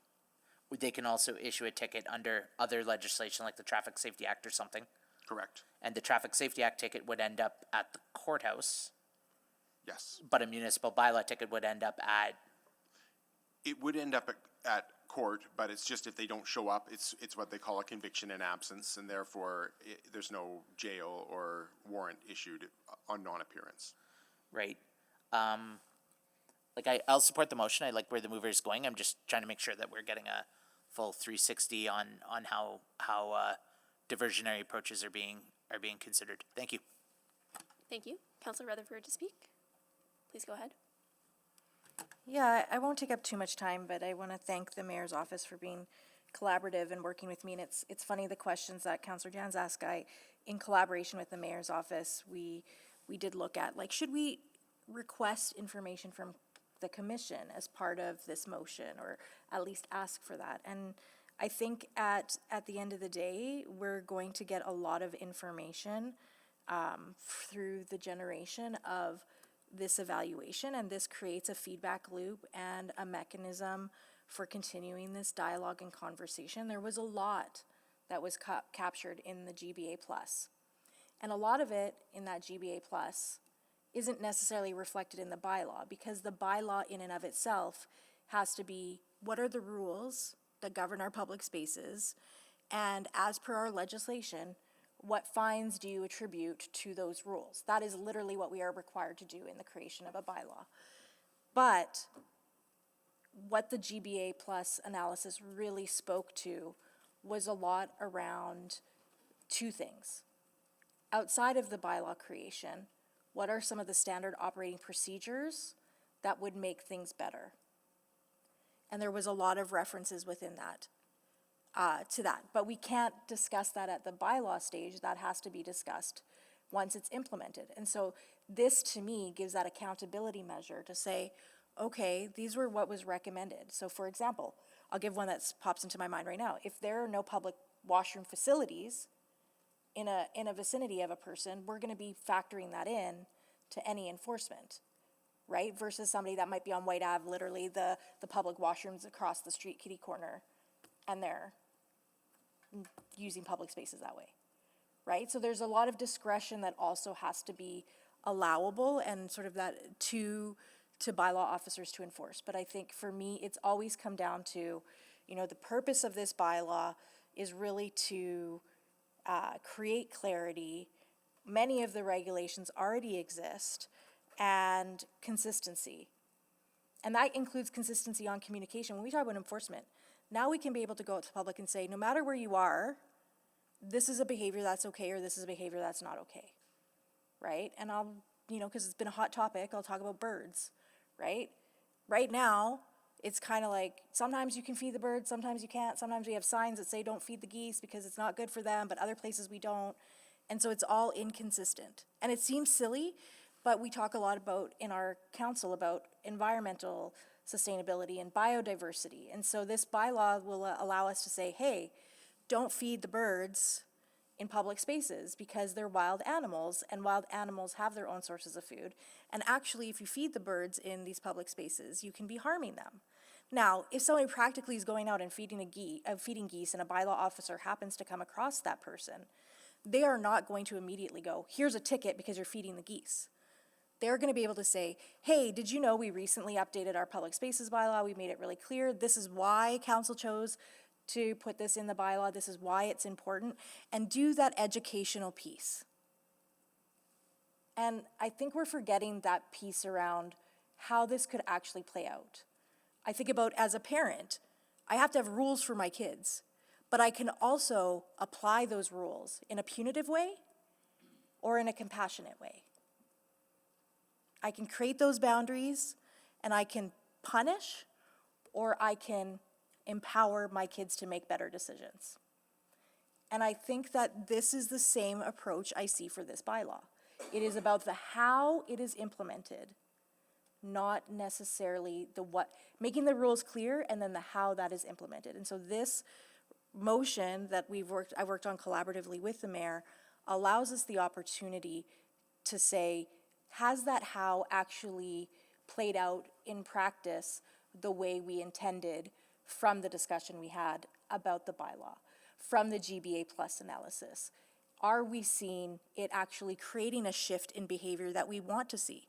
Are we starting to see those better behavioral choices being made writ large? Are our employees feeling safer in public spaces? Are children, parents more comfortable letting their kids go on the bus if they're, a teenager? All of these things are all data points, and I think it's going to be a really great conversation. So thank you, Mr. Mayor, for bringing this forward, and so we can make sure that the bylaw does have the intended impacts and make sure it isn't harming unduly like we don't want it to. Thank you. Councillor Stevenson? Yeah, thank you. I think Councillor Rutherford captured it all very well, and want to thank her and the mayor for pulling this together. One of the deciding factors for me in supporting the new public spaces bylaw was the data that was shared with us regarding the proportion of interactions that lead to a ticket versus those that lead to the other 3 E's. I was really reassured by those statistics, and I think it really demonstrated administration acting on the commitments that they've made in terms of the implementation of this bylaw. So I have a lot of confidence in that and a lot of faith in that, and I think continuing to collect and share this data helps other Edmontonians see that as well. Anytime we're introducing new regulations or a new program, I think measuring its success or lack thereof is critically important to continual iterations and improvements. This is a very big and complex piece of work that administration has been working on for a long period of time, and having previously been in a similar role around developing regulation, it's very hard to get it right on the first time. So I think even if it is successful, there'll likely be things that need to be shifted and changed. This is a great check-in point to do that. So thank you again to the teams and to the mayor and Councillor Rutherford for bringing this forward. Thank you. Mayor Soe to close. Yeah, thank you so much. Again, really appreciate the collaboration from Councillor Rutherford and her office in crafting this subsequent the consolidation of the bylaws and what new provisions have been added. I have supported those with good understanding and hearing from public what some of the unintended consequences could be. And what I heard from administration that the our implementation approach to bylaw is based on 4 E's. We engage, we educate, then we try to enforcement is the last thing among those 4 E's, right? And I want to see how that is playing out in practice, right? So I think monitoring that is important. I think one way to monitor is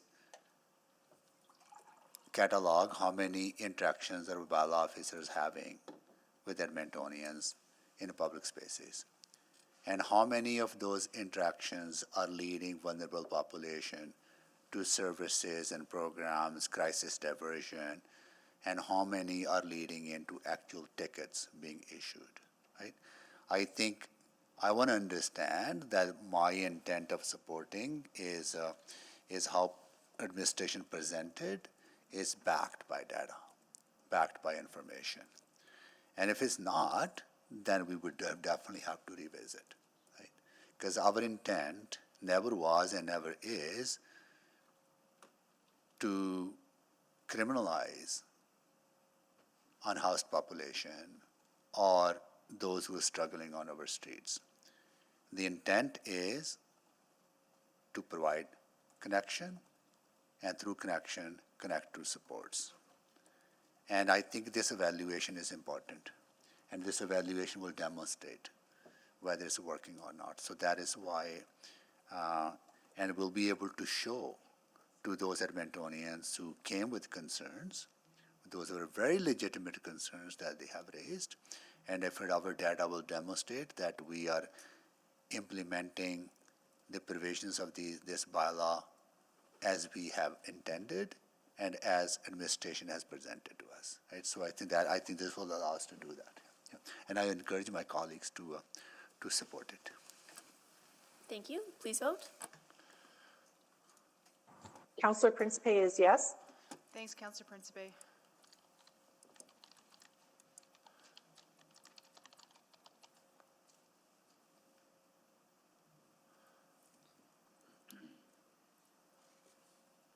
Just waiting for one more vote. Yes. Thank you. We have all the votes. Display the vote. That's carried, and I'll return the chair. Thank you. Before we go into, so let's take stock of things where we are. So we've done all the items, right? We finished all the items. Now we finished the subsequence on the public spaces bylaw. What we have left are motions pending, right? And plus the intergovernmental update that administration wanna give us on 2 things, right? Yeah, it So hasn't been added yet. can we, do we have the motion to add that? Yep. Councillor Knack, you want to do that? Yeah, so it would be a motion to add an intergovernmental item subject to sections 21, 24, and 27. So moved. Second. Okay, please vote. Councillor Principe is yes. Thanks, Councillor Principe.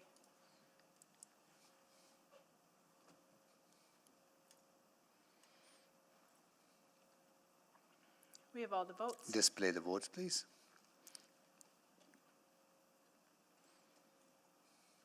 That is carried. Is the delegation here Yeah, to as far present as on I know, this? the delegation's here, and I'm waiting for somebody in the team to correct me, but I understand that there's a little bit of confidential information that's being loaded into Diligent. So I believe we can make this work at, now might be good.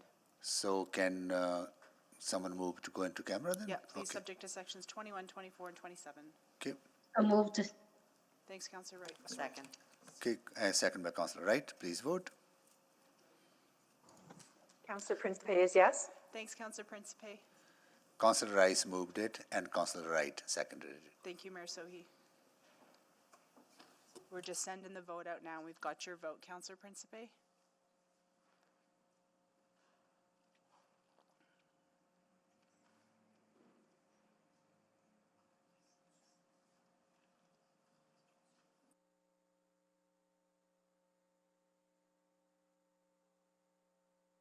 Yeah, 2 seconds. There we go.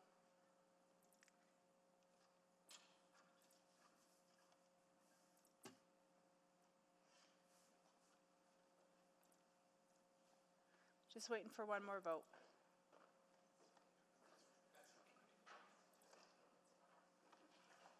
We have all the votes. Display the votes, please.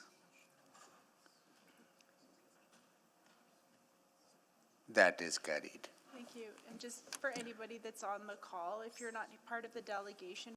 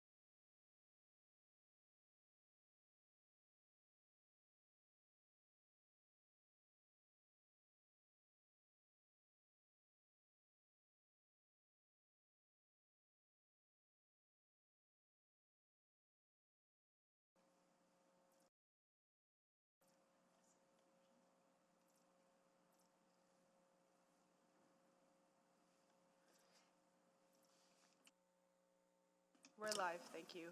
Okay, all right.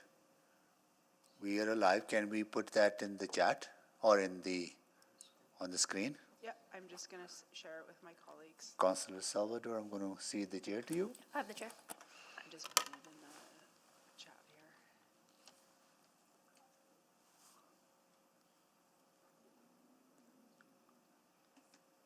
I think you can read it in while Janelle's cutting and pasting it into the system. It's in the council chat. The public part. Can I see that? Can I read that to the chat? Sorry.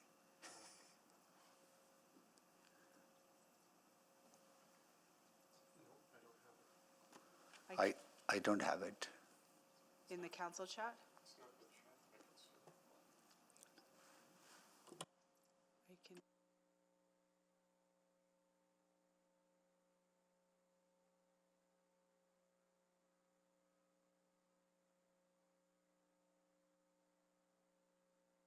Okay, here we go.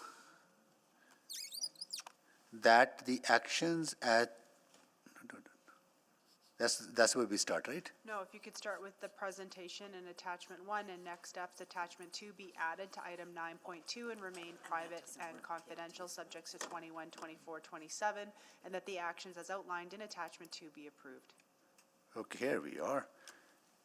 All right, that the presentation attachment 1 and next steps attachment 2 be added to item 9.2 and then remain in private subject to section 21, 24, 27. And keep on reading the next part? No, please don't. Huh? Okay. Second. Great. So we have a motion on the floor. Please vote. I'm a yes. Thank Yes, you. for me. Thanks, Councillor Tang. Thanks, Councillor Wright. I'm a yes. Thank you, Councillor Knack. No. Thanks, Councillor Jans. Councillor Rice? Oh, we got it. We've got all the votes, Display the vote. That's carried. And I'll return the chair. Oh wait, actually, you want to make those two? Okay. And the next one, that the actions as to land attachment 2 be approved? Sorry, I thought you just We did that? No, you Okay. voted on both of those. So next one is that administration develop. No, thank you. No. Oh, yeah, right, okay, oh, yeah, okay, got it. So we're done? Okay. We have concluded that item. Oh, yeah, okay. Yeah, thank you.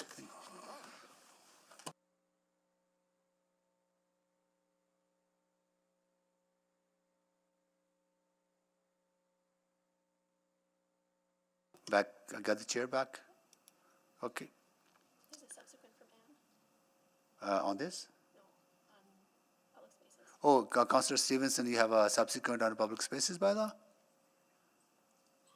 Yes, that's very generous of my colleagues. I apologize for not putting this on earlier, but I'd just like to move that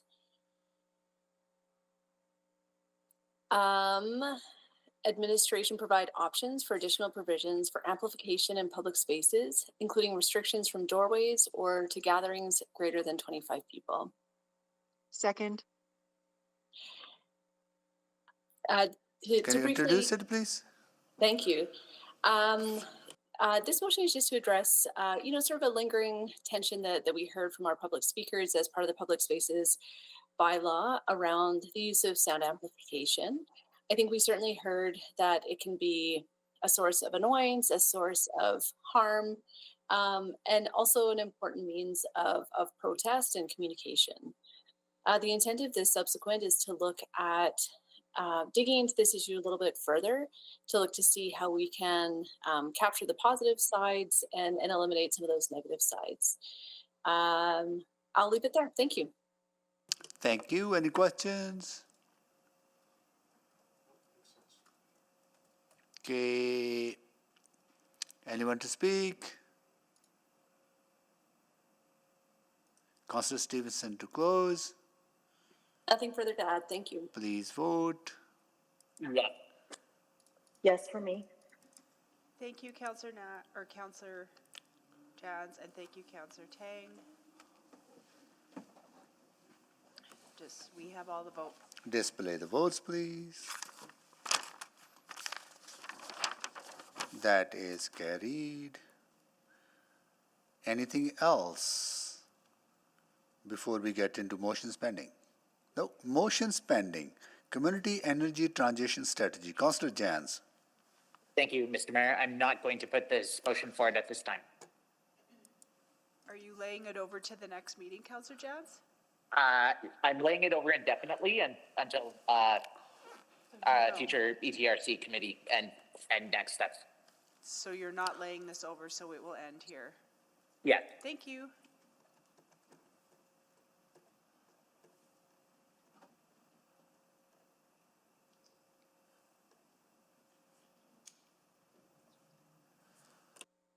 Okay, the next one was put forward by Councillor Knack on my behalf, but if I were to make it, then we have to go through the whole process of seeking permission without customary notice.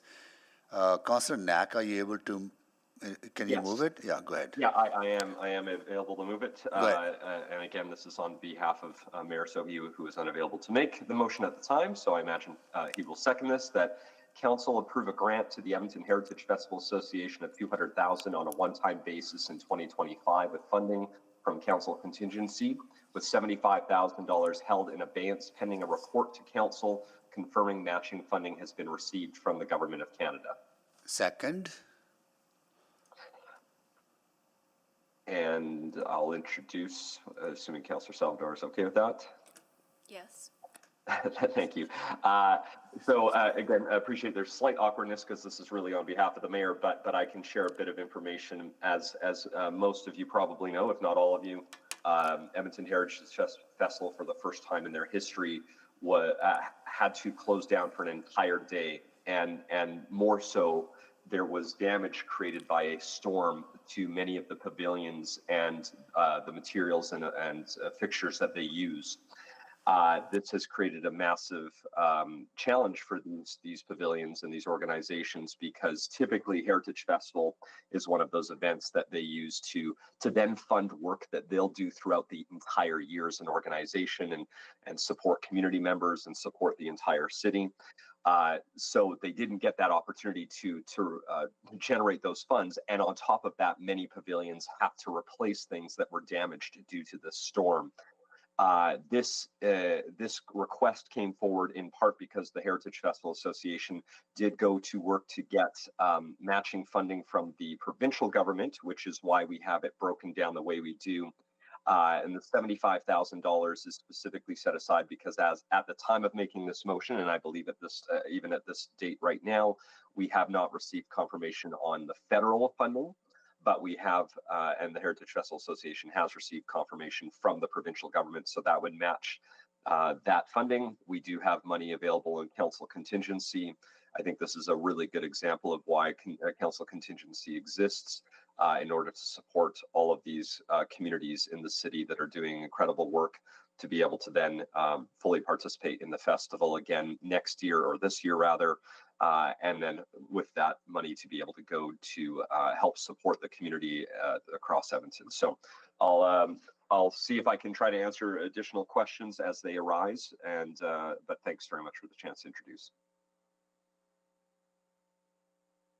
I am still the chair, right? I think only thing I would correct here, Councillor Knack, is that instead of government, I think my understanding, talking to folks at the festival, that the $75,000 grant, it could come from either government, either feds or province, right? So I think if we just keep it open-ended, saying funding has been received from other orders of government. Is that friendly? Seems like, right? Yeah, super friendly, yeah. Okay. Super friendly. Councillor Principe? Thank you, Mr. Mayor. I'm not sure, Councillor Knack, if you can answer this question, or Mr. Mayor. How much money does Edmonton Heritage Festival Association get from the city yearly?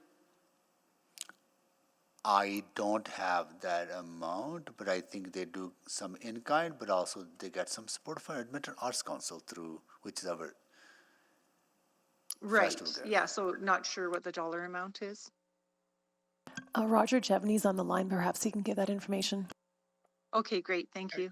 Council, I think the operating grant they get from the Arts Council is about 132,000. I think that was the last year's funding. Thank you, Roger. So that's 132,000 for operating? Yeah. Do they get any kind of capital? Not through the Arts Council, no. And Not- nothing from the city. We did cover some of the relocation costs when they had to move from Horlock Park to the exhibition lands for the time the park was closed, as we did with all the festivals that were relocated. Okay, and then how about, Councillor Knack had mentioned many of the pavilions had to replace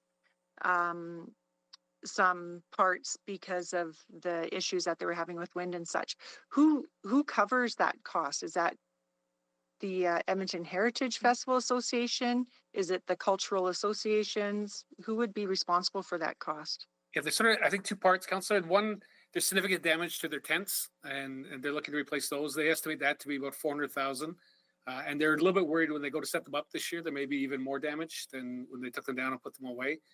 The individual pavilions also lost a significant amount of revenue with that closure. The festival did a public drive, and I think they were able to compensate each pavilion about $900 last year through the donations they received from the general public. But otherwise, the pavilions are all on their own for the losses they incurred. Okay, and this funding would just be going to Edmonton Heritage Festival Association, not to any of the cultural associations? I can, sorry, was that to the mover or to Mr. Jevney?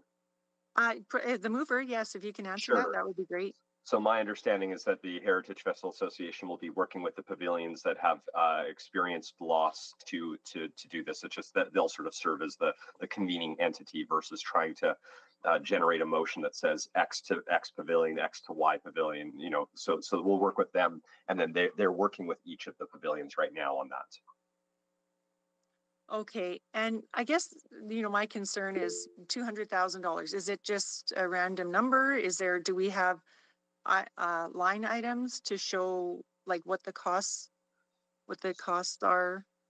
Yeah, so Heritage Festival Association has been doing some work on this. My understanding is that between all three orders of government, even if all of that money comes in full as shown, they are still not fully 100% recovered the cost, which is why they also did a lot of fundraising immediately upon the decision to shut down for the one day.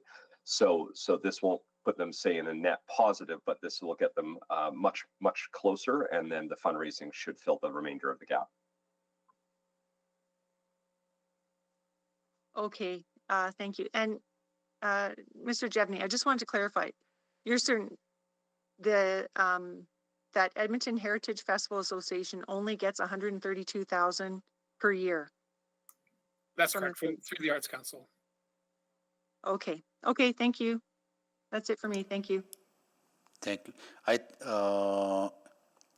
think another thing, Roger, is that majority of the tents were owned by the pavilion, so there's no insurance, right? That's another dimension to this, right? So they can't recover their cost through insurance. Councillor Wright? That was my question. Because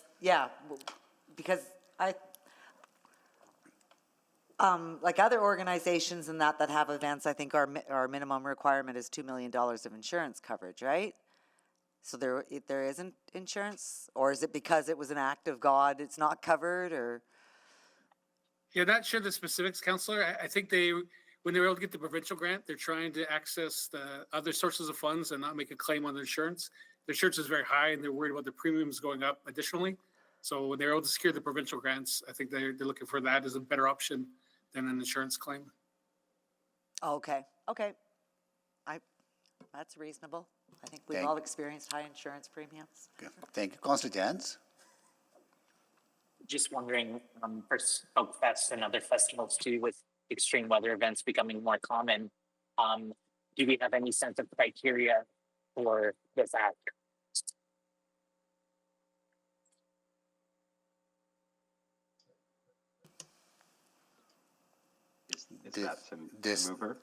This is to administration, or this is one-off, obviously. That's why it's coming out of council contingency.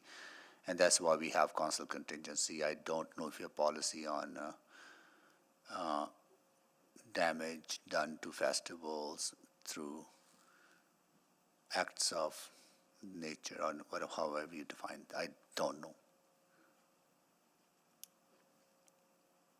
That's right, Mr. Mayor. There's no existing program and any parameters around seeking requests like this from the city. It is a one-off.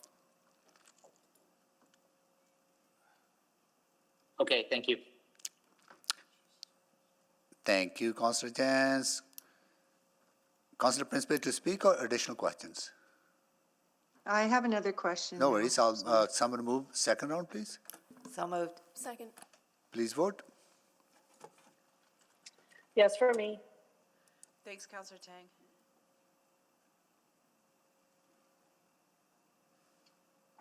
Yes. Yes. Yeah, we just haven't Yes. sent the vote out yet, so if you can just.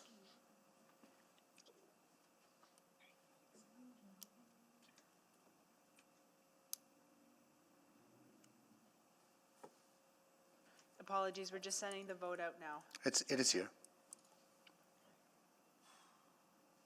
Councillor James was a yes, and so was Councillor Tang.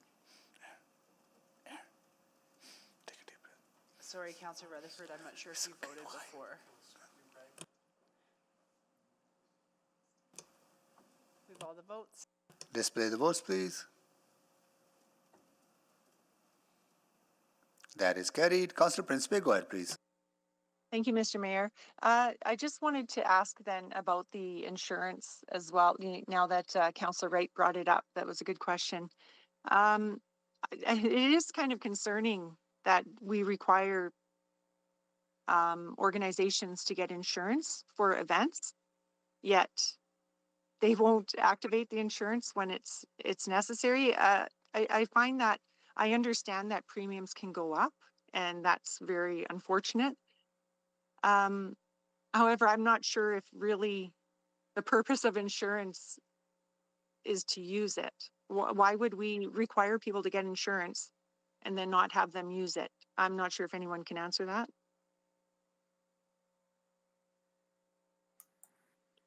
Councillor Mike Gunther from Legal here, and hearing no one else jump in, I can say that the insurance requirement, it may be such that it would be, they could rely on their insurance, but often the insurance is to protect the city's interests as well.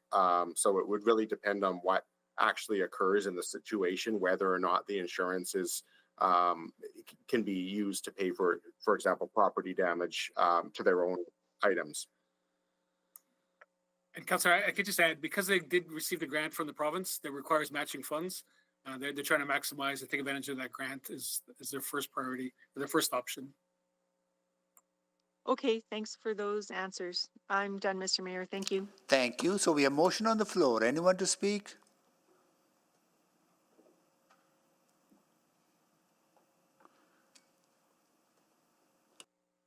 I will quickly say a few words. Heritage Festival is a phenomenal festival in our city, and it's solely sustained by volunteers and very little paid staff, and they do phenomenal work to highlight our cultural diversity. And last year they sustained a damage that if they're unable to get access to funding from other orders of government and unable to do that, they would probably be in very, very difficult financial situation to continue the operations of the festival.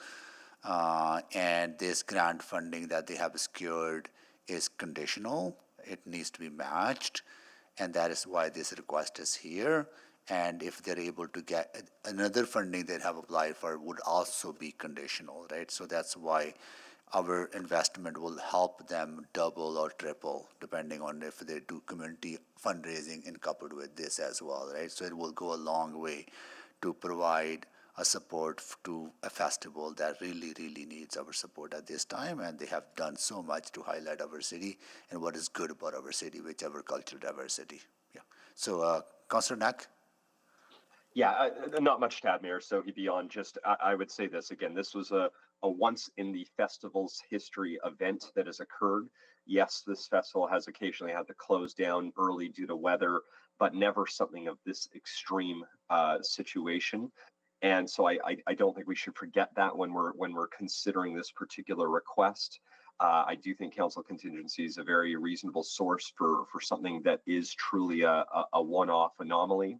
And I think the last thing I would add is that, you know, I'm not forgetting the fact that over the last number of years, last 11, 12 years that I've been around at least, you know, festivals, including Heritage Festival, have continued to incur more and more costs with very limited, if at all, any changes in city funding.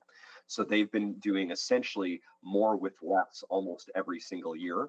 And so to me, to help fulfill this request in what was an extremely unique, tragic event, this is the I think the least we can do to help support one of our greatest festivals that we have. We have so many great festivals in the city, but this one is such a long-standing history and is really a testament of what we want to achieve as a community. So would encourage folks to support this. Thank you. Please vote. Yes, for me. Yes.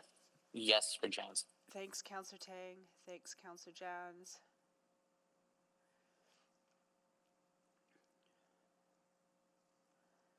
Just waiting on one more. I'm a yes. Thank you. We have all the votes. Display the votes, please. That is carried. Okay, next one is Councillor Paquette, Edmonton Financial Sustainability Framework. All right, we'll see if we can squeak this in. It should be pretty straightforward. That administration, in connection with the Fiscal Gaps Work Plan, develop a draft framework to strengthen Edmonton's financial sustainability, future fiscal independence, and the potential of a legacy savings fund by exploring new revenue strategies, optimizing municipal assets, attracting investment to stimulate economic growth, and enhancing the city's capacity to leverage provincial and federal grants to their fullest potential. Further, that the framework, 1, aligns with existing strategies, ensuring coherence with current city policies, financial plans, and operational frameworks. 2, identifies new opportunities, including innovative financial models, diversification strategies, and approaches to improve the management of municipal assets.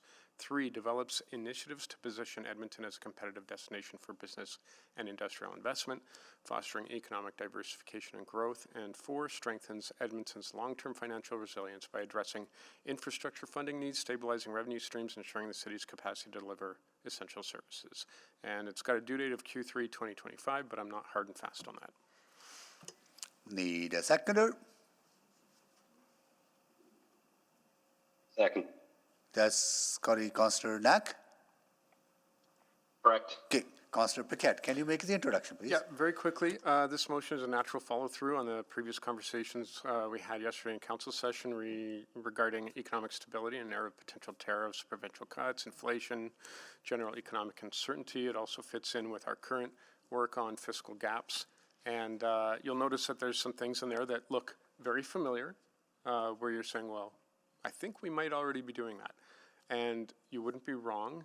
The reason that's in there is to show the alignment with work that we're already doing, plus just a little bit of a shade of a different perspective and approach. You'll notice the Legacy Savings Fund. That's about setting up Edmonton for long-term financial sustainability in a simple, structured way. This does not actually create extra burdens for administration, but instead directs them to explore opportunities that could benefit the city over time that we might not have had direction for previously. So by aligning with existing strategies, this approach ensures coherence with current financial plans while identifying new ways to strengthen Edmonton's fiscal future.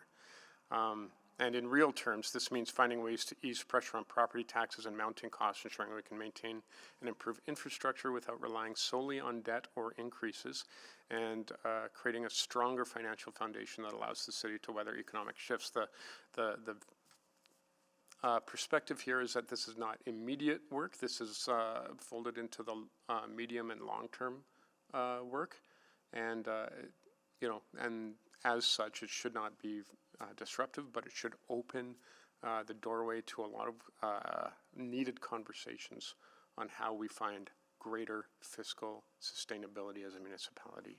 And that's the intro. Great, thank you, Councillor Paquette.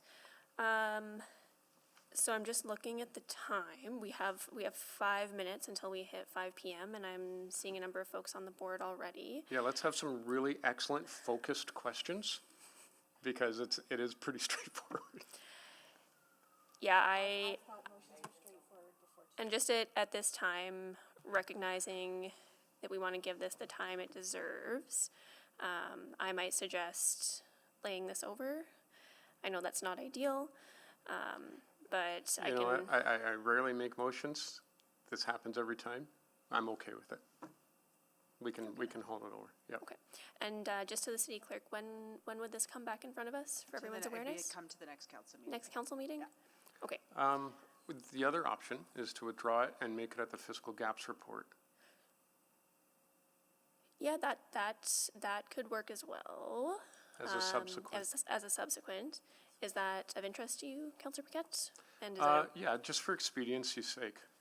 Like I said, I rarely make motions, and I rarely get the opportunity to actually see them come to fruition, so this would be kind of nice. okay, and if that's okay with the Assembly, to withdraw this and then make it as a subsequent at a later date? Yeah, March 5th, I believe. March 5th is the fiscal. That's update. correct. Okay. Great. Yeah, and so for people who have questions, just give it a think. It's not actually complicated. Okay. Okay. Okay, great. Thank you. Any notes of motions or motion without customary notice? No? We are adjourned. Thank you, everyone.